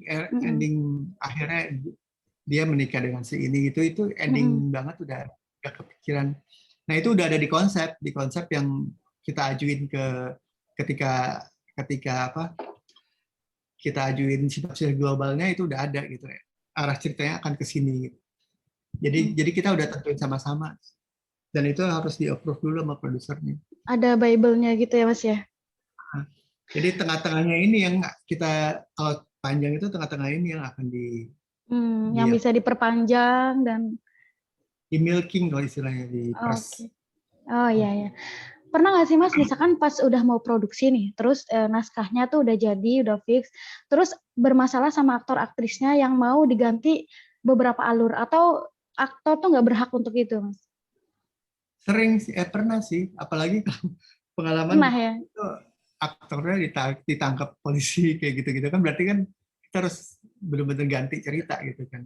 Oh gitu, oh iya. Ya, tapi kalau sampai mereka pengen ceritanya berubah sesuai keinginan mereka, enggak sih itu, karena mereka tahu sendiri, tahu banget gitu bahwa ya tugas mereka memerankan apa yang udah ditulis gitu, menjalankan. Yang ada malah penulis membunuh karakter ya Mas ya, maksudnya membunuh artis yang bermasalah. Temennya Ceko tuh sering gitu. Oh gitu. Christine kan pernah sebel deh dimatiin. Sebel langsung dibunuh, ini nggak usah diterusin lah gitu. Tapi dibuat mati ya? Enggak. Lebih kalau misal dia buat produksinya nggak ada membawa ke tidak nyamanan gitu, kadang-kadang memang udah dimatiin daripada dia jadi gara-gara terus. Dan itu juga dari produser ya Mas, bukan dari penulis, karena penulis nggak punya hak untuk itu. Hak produser. Oke, Mas ini ada nih dari Ingrid di Jakarta. Emang Cinta Fitri lagi syuting lagi ya? Penulisnya Mas Hilman bukan? Nah itu tuh benar. Iya itu ini apa web series ya. Yang nulis itu. Jadi dia karena kan nah kita penulis tuh agak susahnya gitu ya kalau kita bikin tulisan di satu PH. Iya. Right-nya tuh udah dibeli sama mereka gitu. Beda kalau buku ya. Kalau buku kan right-nya di penulis ya. Dia punya hak untuk dapat uang lagi dari kalau misalnya itu dibikin sinetron atau tapi kalau kita nulis sinetron yang nggak ada bukunya itu udah dipegang produser, makanya dia mau bikin ulang Cinta Fitri, New Cinta Fitri itu udah haknya mereka. Oh gitu. Oh ya, saya juga baru tahu nih. Kirain Mas Hilman lagi yang nulis karena kan dulu kan kesuksesan itu pernah diraih karena ditulis Mas Hilman ya Mas ya. Iya. Oke, Mas, selama menulis skenario nih, ada nggak sinetron favorit Mas Hilman sendiri? Boleh sebutin dong minimal 3 lah. Dari sekian banyak sinetron atau film yang ditulis.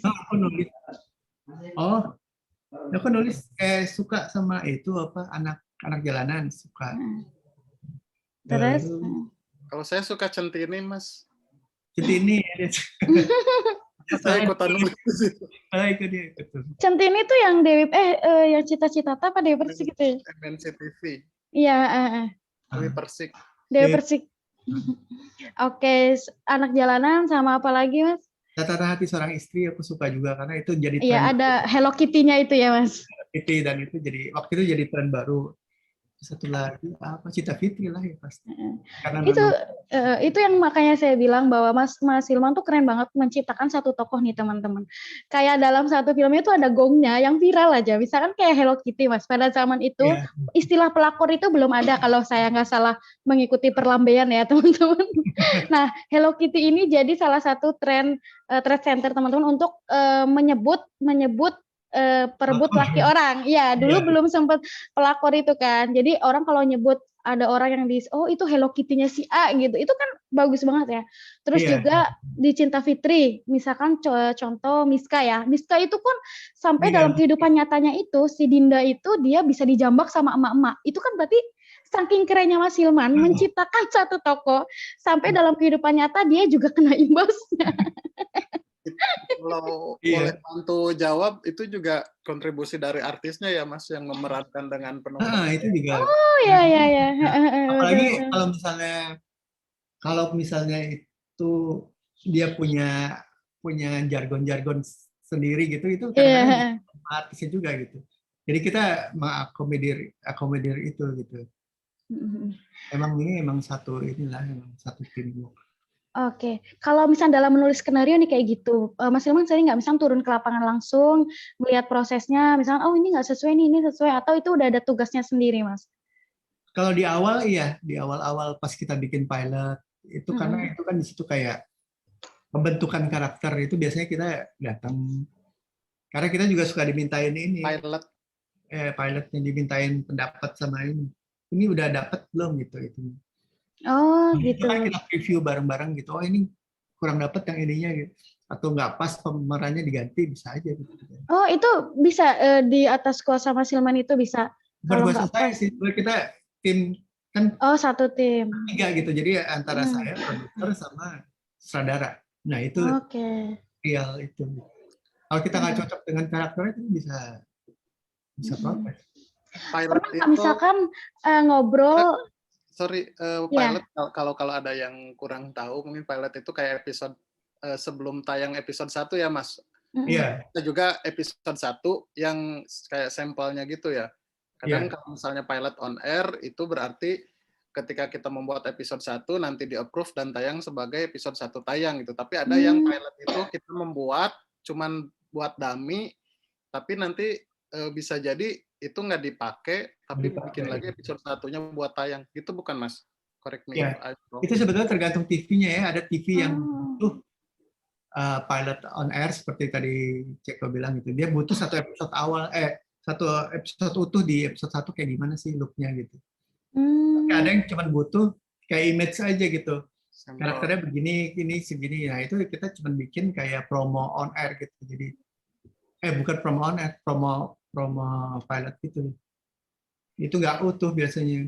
Cuma jelasin ke calon pembeli sinetron itu karakternya seperti ini gitu masing-masing. Konfliknya.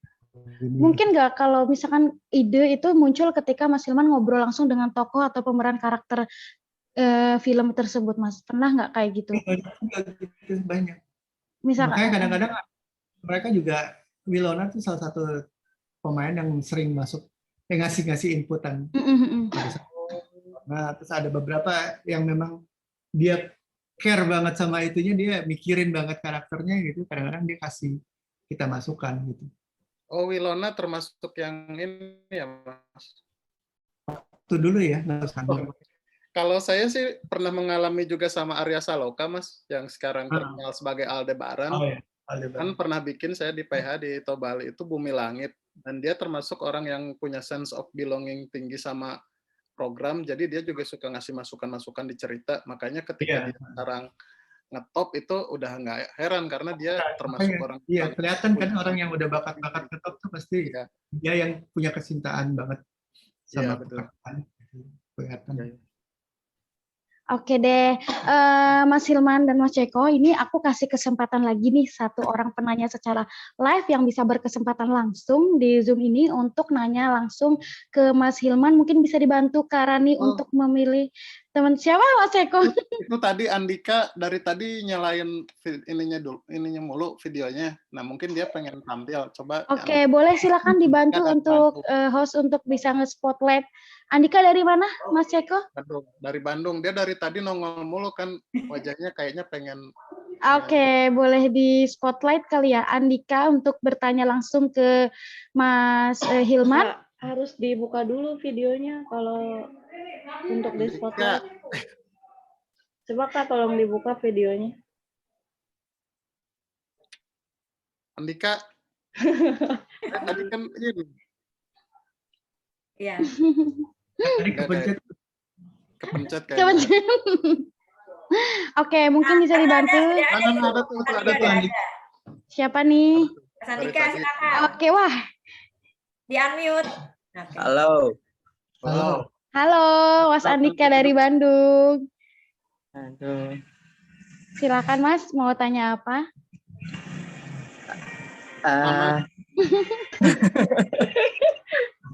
Grogi nih ketemu sama Mas Hilman. Pegangan dulu, pegangan.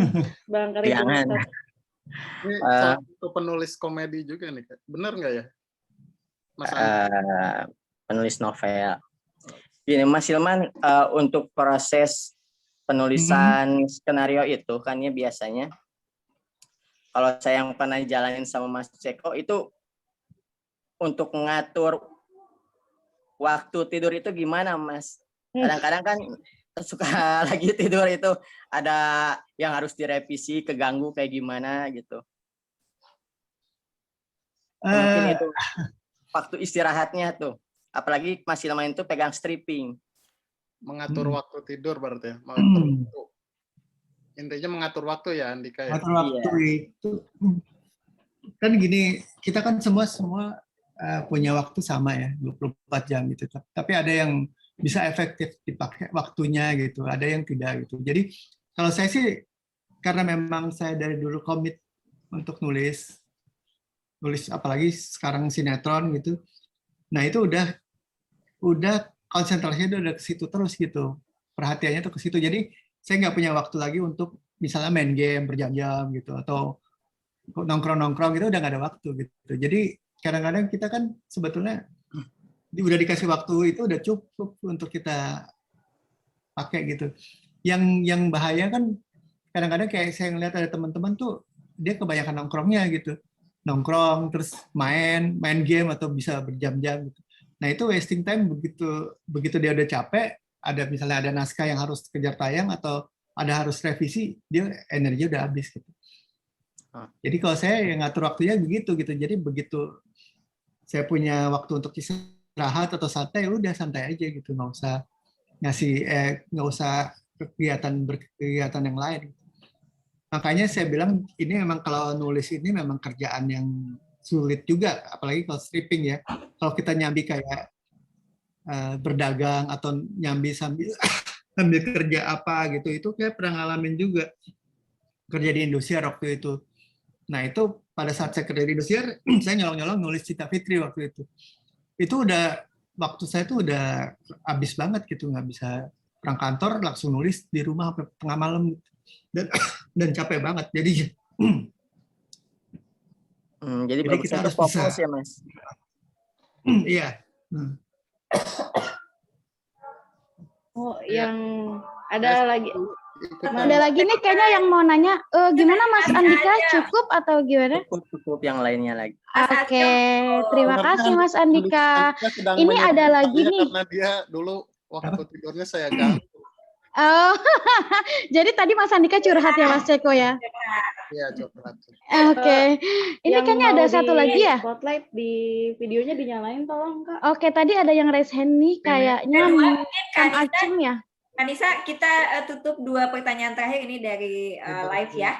Oke deh. Yang dari Kang jauh Acem sama dari Filipina nih, Mas Rido. Nah, ini nih yang dari Filipina. Oke, silakan Nanya. dibantu untuk Kak Rani untuk bisa di spotlight mungkin sama admin. Ada lagi? Videonya harus nyala. Oh, videonya harus nyala. Kang Acem bisa di Udah di unmute kok, kalau misalnya mau bicara aja nggak masalah, tapi nggak bisa di spotlight. Oh, udah. Nah, silakan. Ada muka saya. Halo, Kang Hai. Acem. Halo semuanya, apa kabar semuanya? Assalamualaikum. Waalaikumsalam. Pak Hilman, apa kabar Pak Hilman? Ada? Baik, alhamdulillah. Saya starstruck ini. Kenapa? Saya starstruck. Berasa ketemu dewa gitu. Asik. Oke. Gini. Figur, Mas. Sus, jangan bilang-bilang. Kenapa dia penulis juga? Ya. Penulis. Iya. Saya ABC, Pak. Anak buah Ceko. Oh Enggak. ya. Ini Mas, dia penulis Gramedia yang dulu tim lead-nya pernah di Gramedia juga, judulnya apa? Pacem Wong. Iya betul. Kok tahu? Wah, nggak Terkenal tahu. ya berarti. Kan saya kenal Anda. Asik. Anu, Oke, langsung aja Mas. ini boleh nanya ya? Boleh, silakan Kang Ya. Acam. Di beberapa kesempatan beberapa orang sutradara itu menyatakan bahwa kita itu kekurangan penulis skenario. Secara umum ya, kekurangan penulis skenario, entah itu yang bagus ataupun yang tidak. Nah, pertanyaannya emang sekurang itu ya? Maksudnya ini di sini aja udah ada 90 orang yang berminat untuk jadi penulis skenario. Berarti harusnya ada banyak orang dong. Iya. Apa misalkan Mas Hilman merekrut taruhlah 5 orang gitu untuk dididik, di training jadi penulis skenario. Harusnya bisa dong. Nah, kesulitannya itu sendiri sebenarnya apa sih? Sesusah apakah membentuk satu orang penulis apapun itu untuk jadi seorang penulis skenario, baik itu web series kah, film kah, sinetron kah, kerusuhan kah, apa gitu. Itu aja sih kayaknya pertanyaannya. Ya, sebetulnya sih banyak. Yang minat itu banyak. Aku juga kalau bikin workshop gitu atau lagi pas ketemu itu banyak yang minat. Tapi yang berkesinambungan, yang intens gitu tuh yang susah gitu. Kadang-kadang juga waktu itu kan aku juga punya workshop di depan rumah gitu. Yang datang banyak gitu, tapi yang akhirnya yang bisa bertahan dengan segala cobaan sinetron itu nggak gitu banyak gitu. Itu kadang-kadang mereka mentalnya tuh mental gampang, kayak disuruh revisi, malah sama revisi lagi gitu. Nah, emang itu udah harus lah. Memang kita harus revisi dan harus nurut gitu. Kalau nggak mau kayak gitu ya susah gitu kan. Nah itu kadang-kadang kesulitannya tuh di situ gitu. Tadi istilah kita apa ya? Istiqomah nggak istiqomah gitu. Jadi nggak konsisten gitu untuk nggak ngotot, nggak ada jiwa ngotot mereka untuk untuk tetap pengen jadi penulis. Kadang-kadang itu seleksi sendiri gitu. Saya juga ada beberapa pengalaman tuh terseleksi sendiri gitu. Ternyata yang bertahan cuma 1 dari yang 10 orang ini gitu. Karena memang ada yang nggak sabar lah. Karena belajar ini kan juga nggak bisa langsung jadi, kan proses kan. Penulisan itu sebuah proses panjang juga gitu, nggak langsung jadi penulis gitu, nggak bisa. Dia harus belajar ini, harus mengalami ini gitu. Nah di proses itu yang akhirnya pada berguguran sendiri gitu. Bukan kita yang nyuruh dia pergi, mereka sendiri merasa gue gak berbakat deh gitu untuk nulis gitu, tercapai juga gitu. Kadang-kadang memang di awal-awal seperti saya alami juga ya, kita sampai begadang-begadang kalau emang harus revisi buat besok tayang ya harus, atau besok diproduksi kita harus begadang gitu semalaman. Nah itu yang kadang-kadang nggak tahannya orangnya. Gitu kali. Oke. Kalau boleh saya menambahkan sedikit, mungkin ada yang niatnya itu beda gitu. Dari awal kayaknya niatnya nggak buat nulis skenario, tapi cuman sampingan. Cuma nyari duit doang. Nulis skenario tapi sampingan gitu Mas, karena mungkin dia ada pekerjaan lain misalnya. Atau ada misi lain gitu yang cuman kayaknya gue keren deh kalau ikutan nulis skenario. Jadi misalnya baru nulis 1 skenario dia udah mengaku sebagai ini saya penulis ini gitu. Jadi orang-orang taunya tuh penulis sinetron gitu. Padahal pengen popularitas bisa jadi, itu salah satu beberapa yang pernah saya lihat. Jadi nggak niat nulis skenario sebenarnya. Jadi balik lagi ke niat kayaknya ya Mas, kalau niatnya full 100%. Nah orang kayak gitu akhirnya sibuk dengan ini kan, sosmed gitu, dia pamer sana, dia nulis ini, akhirnya sibuknya gitu. Jadi bukan balik di niatnya, bukan pengen jadi penulis yang ini, yang napasnya panjang. Gimana Pak Acem? Gimana Kang Acem? Cukup atau? Ya, cukup. Oke deh, terima kasih Kang Acem. Mungkin selanjutnya ada lagi yang mau bertanya ya. Satu nih, ada peserta terjauh kita ya, dari Filipina ya. Filipina. Dari Filipina, Mas Rido tadi sudah di-mention di chat, silahkan untuk di spotlight. Oke, sudah bersama kita Mas Rido. Wih, mantap kali. Halo, Mas Rido. Filipina musim apa? Kayak lupus zaman dulu. Halo. Sarang burung. Iya. Konsepnya emang Dragon Ball sih, Mas. Oh, Dragon Ball. Saya baru terjun ke dunia penulisan, entah itu cerpen atau novel, baru terjun lah istilahnya. Cuma yang saya suka itu mungkin karena saya suka cerita-cerita liar kali ya, kayak misalnya pembunuhan, dark jokes, kayak terus unsur seksualitas dan lain-lain gitu. Nah, contoh misalnya saya ingin tampilkan ke TV atau saya ingin publikasi gitu, dan tiba-tiba mungkin nggak lulus sensor atau ada revisi dan lain-lain, pertanyaan saya, bukankah itu menghambat kreativitas seorang penulis? Itu yang pertama. Yang kedua, saat kita menulis, yang harus difikirkan itu pada saat kita go publik, apakah orang lain atau emang dari kita sendiri gitu. Maksudnya, apakah pas kita nulis, ini kira-kira bisa diterima nggak ya sama publik? Gitu. Tapi ini lo gue, gitu. Kayak ini lo gue pengen tampilin ke publik gitu. Terima kasih. Ya. Oke. Langsung jawab ya? Ya, silakan Mas Hilman langsung jawab aja, Mas.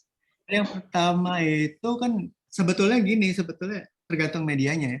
Kalau sekarang ini dengan banyak munculnya web series, itu tema-tema yang kamu bilang itu itu bisa jalan banget gitu, bisa jalan di web series. Tapi kalau TV emang banyak aturannya, kalau TV itu sensornya banyak banget dari KPI ya. KPI bisa negor adegan yang agak vulgar dikit atau agak sadis dikit langsung di-cut gitu. Nah, emang itu konsekuensinya itu gitu. Tapi kalau di web series sekarang web series yang 10 juta yang ditonton tuh judulnya Turn On, temanya tuh tentang seksual itu kan ya, orang yang nggak bisa berdiri gitu kan. Nah, itu mungkin tinggal kamu cari medianya yang pas yang bisa menampung ide-ide tanda kutip ide-ide liar kamu itu gitu.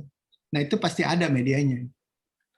Memang sih kalau banyak batasan itu jadi kayak pembatasan kreativitas, tapi kita memang harus lihat medianya gitu. Kalau media TV jelas nggak bisa yang seperti itu. Sadis dikit juga nggak bisa. Ada seks yang terlalu ciuman aja nggak bisa di TV kan. Nah, itu memang harus nyadar diri gitu. Tapi kalau sekarang ada web series tema-temanya kalau kamu nonton itu benar-benar bebas gitu, benar-benar anak-anak ekspresi anak sekarang banget gitu. Itu nggak diawasin KPI apa gimana, Mas? Bisa lebih bebas kalau di OTT? Ada sih, cuman nggak seketat itu karena kan mereka nganggapnya kalau TV itu kan gratis ditonton semua orang, tapi kalau web series di OTT itu kan dia harus langganan, harus apa. Nah, itu berarti ada filter sendiri gitu. Makanya tema-temanya di sana lebih bebas. Ya buktinya kalau kita lihat yang Turn On itu sukses dan orang pada mau bikin kayak gitu sekarang kan, tema-tema yang begitu gitu. Malah katanya behind the scene yang uncut-nya tuh mau ditayangin juga yang sebelum disensor. Nah, itu kan berarti di OTT udah bisa jalan yang begitu. Oke. Gimana Mas Rido? Iya, gimana Mas Rido? Ada yang pertanyaan kedua belum dijawab, tapi gimana ya? Yang terkait dengan soal pada saat kita menulis, apakah kita memikirkan publik juga atau emang dari kita pribadi? Enggak, kalau nulis enggak gitu. Jadi seperti tadi saya ngomong di awal, jadi ketika kita menulis tuh murni kita gitu. Apa yang kita pikirin kita tulis, tapi setelah itu jadi karya itu orang mau bahas macam-macam itu hak dia gitu, udah diedar. Tapi begitu kita menulis apalagi buku itu kita nggak usah mikirin orang gitu. Kalau mikirin orang jadi inspirasi kita terbatas gitu. Jadi begitu itu dilempar ke masyarakat udah jadi milik para masyarakat dan itu hak mereka untuk menilai gitu, dan kita nggak usah baperan gitu dikritik kanan kiri, biarin aja gitu. Karena pasti ada yang suka gitu. Karena kan kita nggak bisa menyenangkan semua orang kan, pasti ada yang nggak suka, pasti ada yang suka gitu. Tinggal dilihat aja mana yang lebih ini ya, lebih banyak gitu. Banyak yang suka ya laku lah tuh bukunya gitu. Oke. Dari Mas Ceko ada tambahan, Mas Ceko? Ceko bisa nambahin? Aku lupa tadi mau ngomong apa. Enggak, kalau soal ini ya, kayak batasan-batasan di TV, kadang banyak juga yang nggak tahu mungkin ya. Mungkin di sini juga teman-teman nggak tahu kayak misalnya kenapa sih ada orang yang misalnya tuh ada adegan yang masa dia jatuh terus kebentur langsung mati, terus masa orang ketabrak mobil nggak berdarah. Itu sebenarnya bukan kitanya yang bodoh atau tim produksinya yang nggak tahu atau nggak modal atau apa, tapi karena emang itu batasan dari KPI gitu.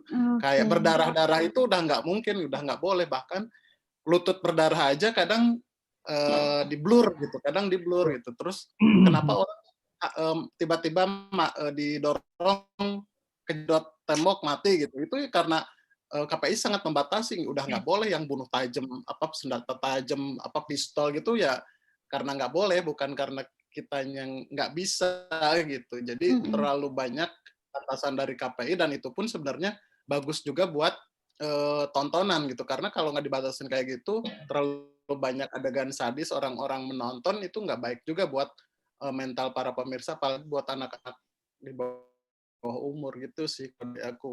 Kenapa kalau misalnya ke OTT atau OTT over the top yang kayak video Netflix segala macam nggak dibatasin, ya udah orang tuh rela bayar buat nonton itu. Jadi kayak beli mereka bayar berlangganan khusus buat menemukan kebebasan-kebebasan yang nggak dapat di TV gitu kali ya, Mas. Oke, gimana Mas Rido? Cukup, terima kasih banyak. Oke, terima kasih banyak. Selamat ya. Selamat. Selamat Magandang Mapon. Saya pernah ke Filipina gitu. Selamat. Oke, mungkin dari hostnya bisa ini ya. Terima kasih Mas Rido sudah bertanya. Oke, terima kasih admin. Mas Hilman. Ya. Oke, bisa lanjut ya Mas ya. Oke, Mas, ada ini mungkin beberapa pertanyaan terakhir ya dari teman-teman juga. Salah satunya itu adalah mungkin agak serius, Mas, terkait dengan kajian literatur skenario film ya. Mungkin ini menarik banget sih, Mas, sebenarnya. Kalau kemarin saya riset di Google Scholar atau apa, mungkin masih sedikit sebenarnya tentang perfilman Indonesia yang diteliti oleh orang-orang gitu. Atau apalagi misalkan kita kan ini kan banyak di Indonesia tuh sinetron kejar tayang ya, Mas. Pernah nggak sih sebenarnya Mas Hilman itu menjadi narasumber penelitian tersebut, atau ada nggak sih mungkin dari luar negeri yang mencoba untuk meneliti tentang perfilman atau persinetron stripping di Indonesia itu? Tanggapan Mas Hilman sendiri gimana? Belum pernah ada sih, maksudnya belum. Dan sebetulnya saya menghindar dari Kenapa tuh? Karena kan memang banyak ini ya, memang banyak celah yang untuk dihujat gitu. Karena sinetron itu kan seperti kita tahu tadi juga Ceko juga jelasin, kejar tayang itu kan kita nggak punya banyak waktu lagi untuk ini kan, untuk teliti revisi lagi gitu. Jadi memang kadang-kadang produknya itu bukan produk yang matang.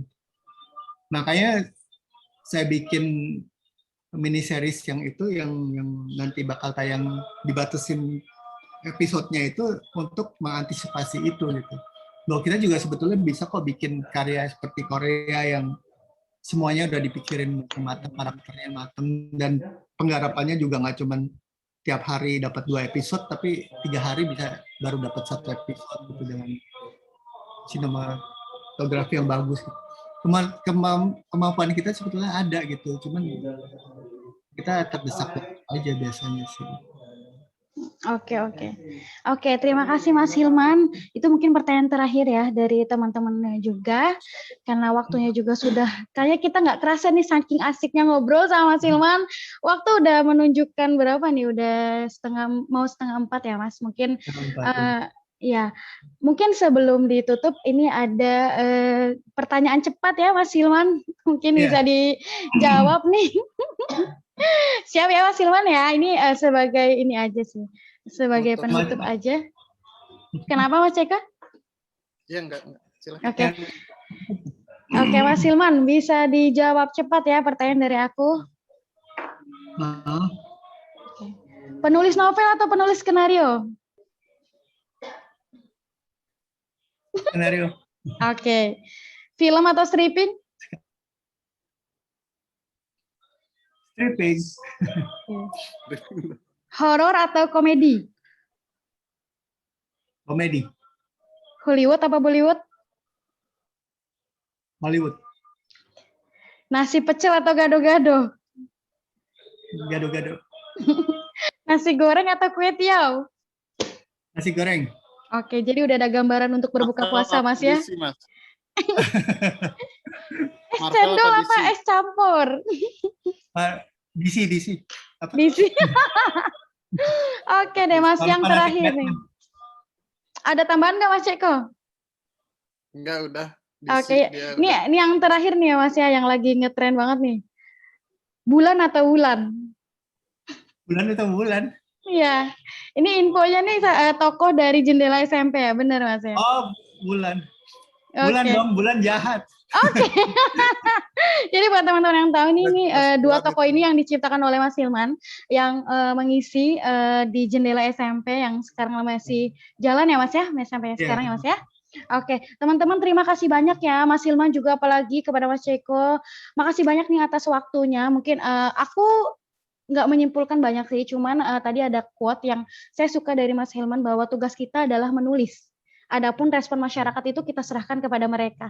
Kita selesaikan diri kita sendiri dengan tulisan kita. Kita tidak bisa menyenangkan semua orang. Itu quote hari ini dari Mas Hilman yang saya menancap di kepala saya. Dan buat teman-teman juga mungkin ini bisa jadi motivasi teman-teman untuk bisa tetap menulis ya. Baik di tulisan manapun, tetaplah menulis step by step seperti yang tadi sudah pernah dijelaskan oleh Mas Hilman. Kita step by step ya, dari yang penting rutin aja dulu, continue, istiqomah ya Mas ya.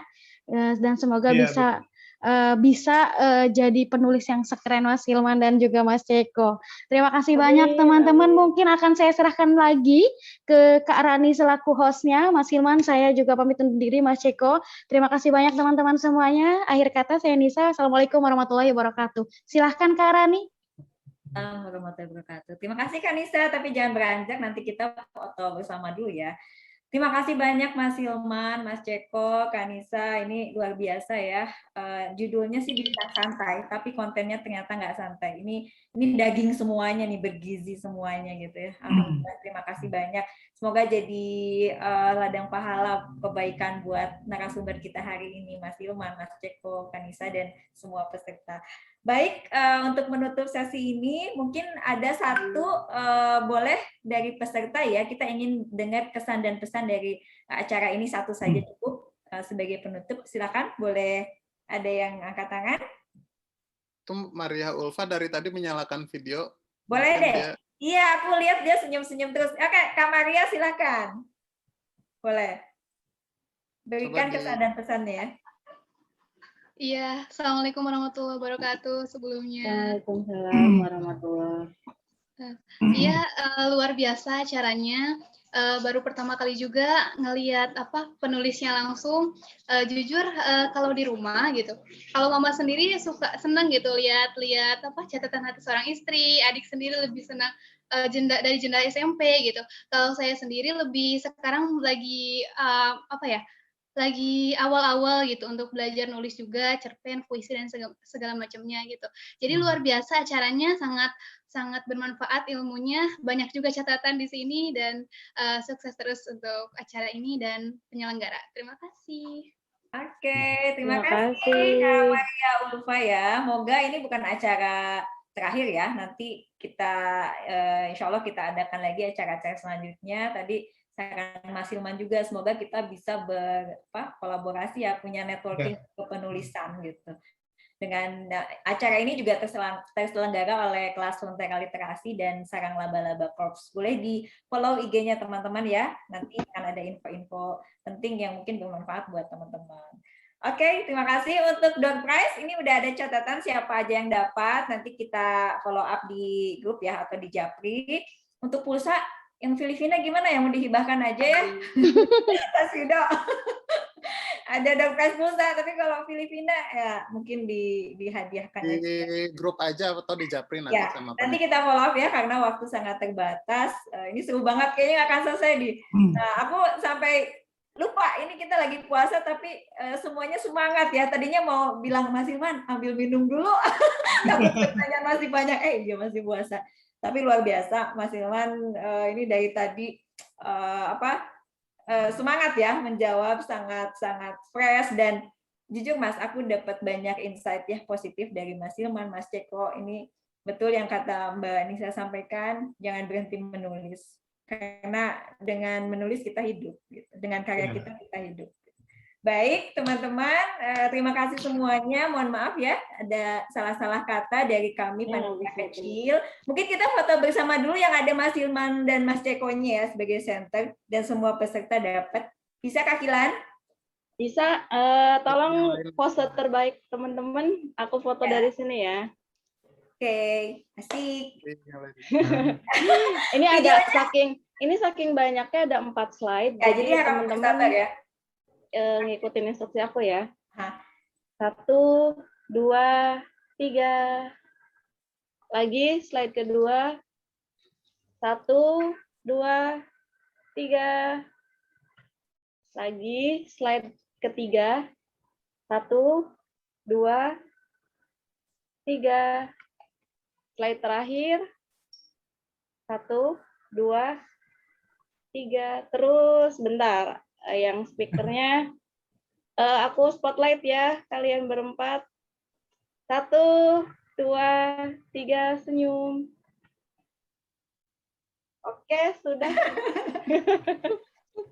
Sekali, makasih. Mas Iman, mungkin ada kata terakhir buat peserta Mas? Ya, Belum Mas. kita lihat Semangat terakhir. Ya, Mas.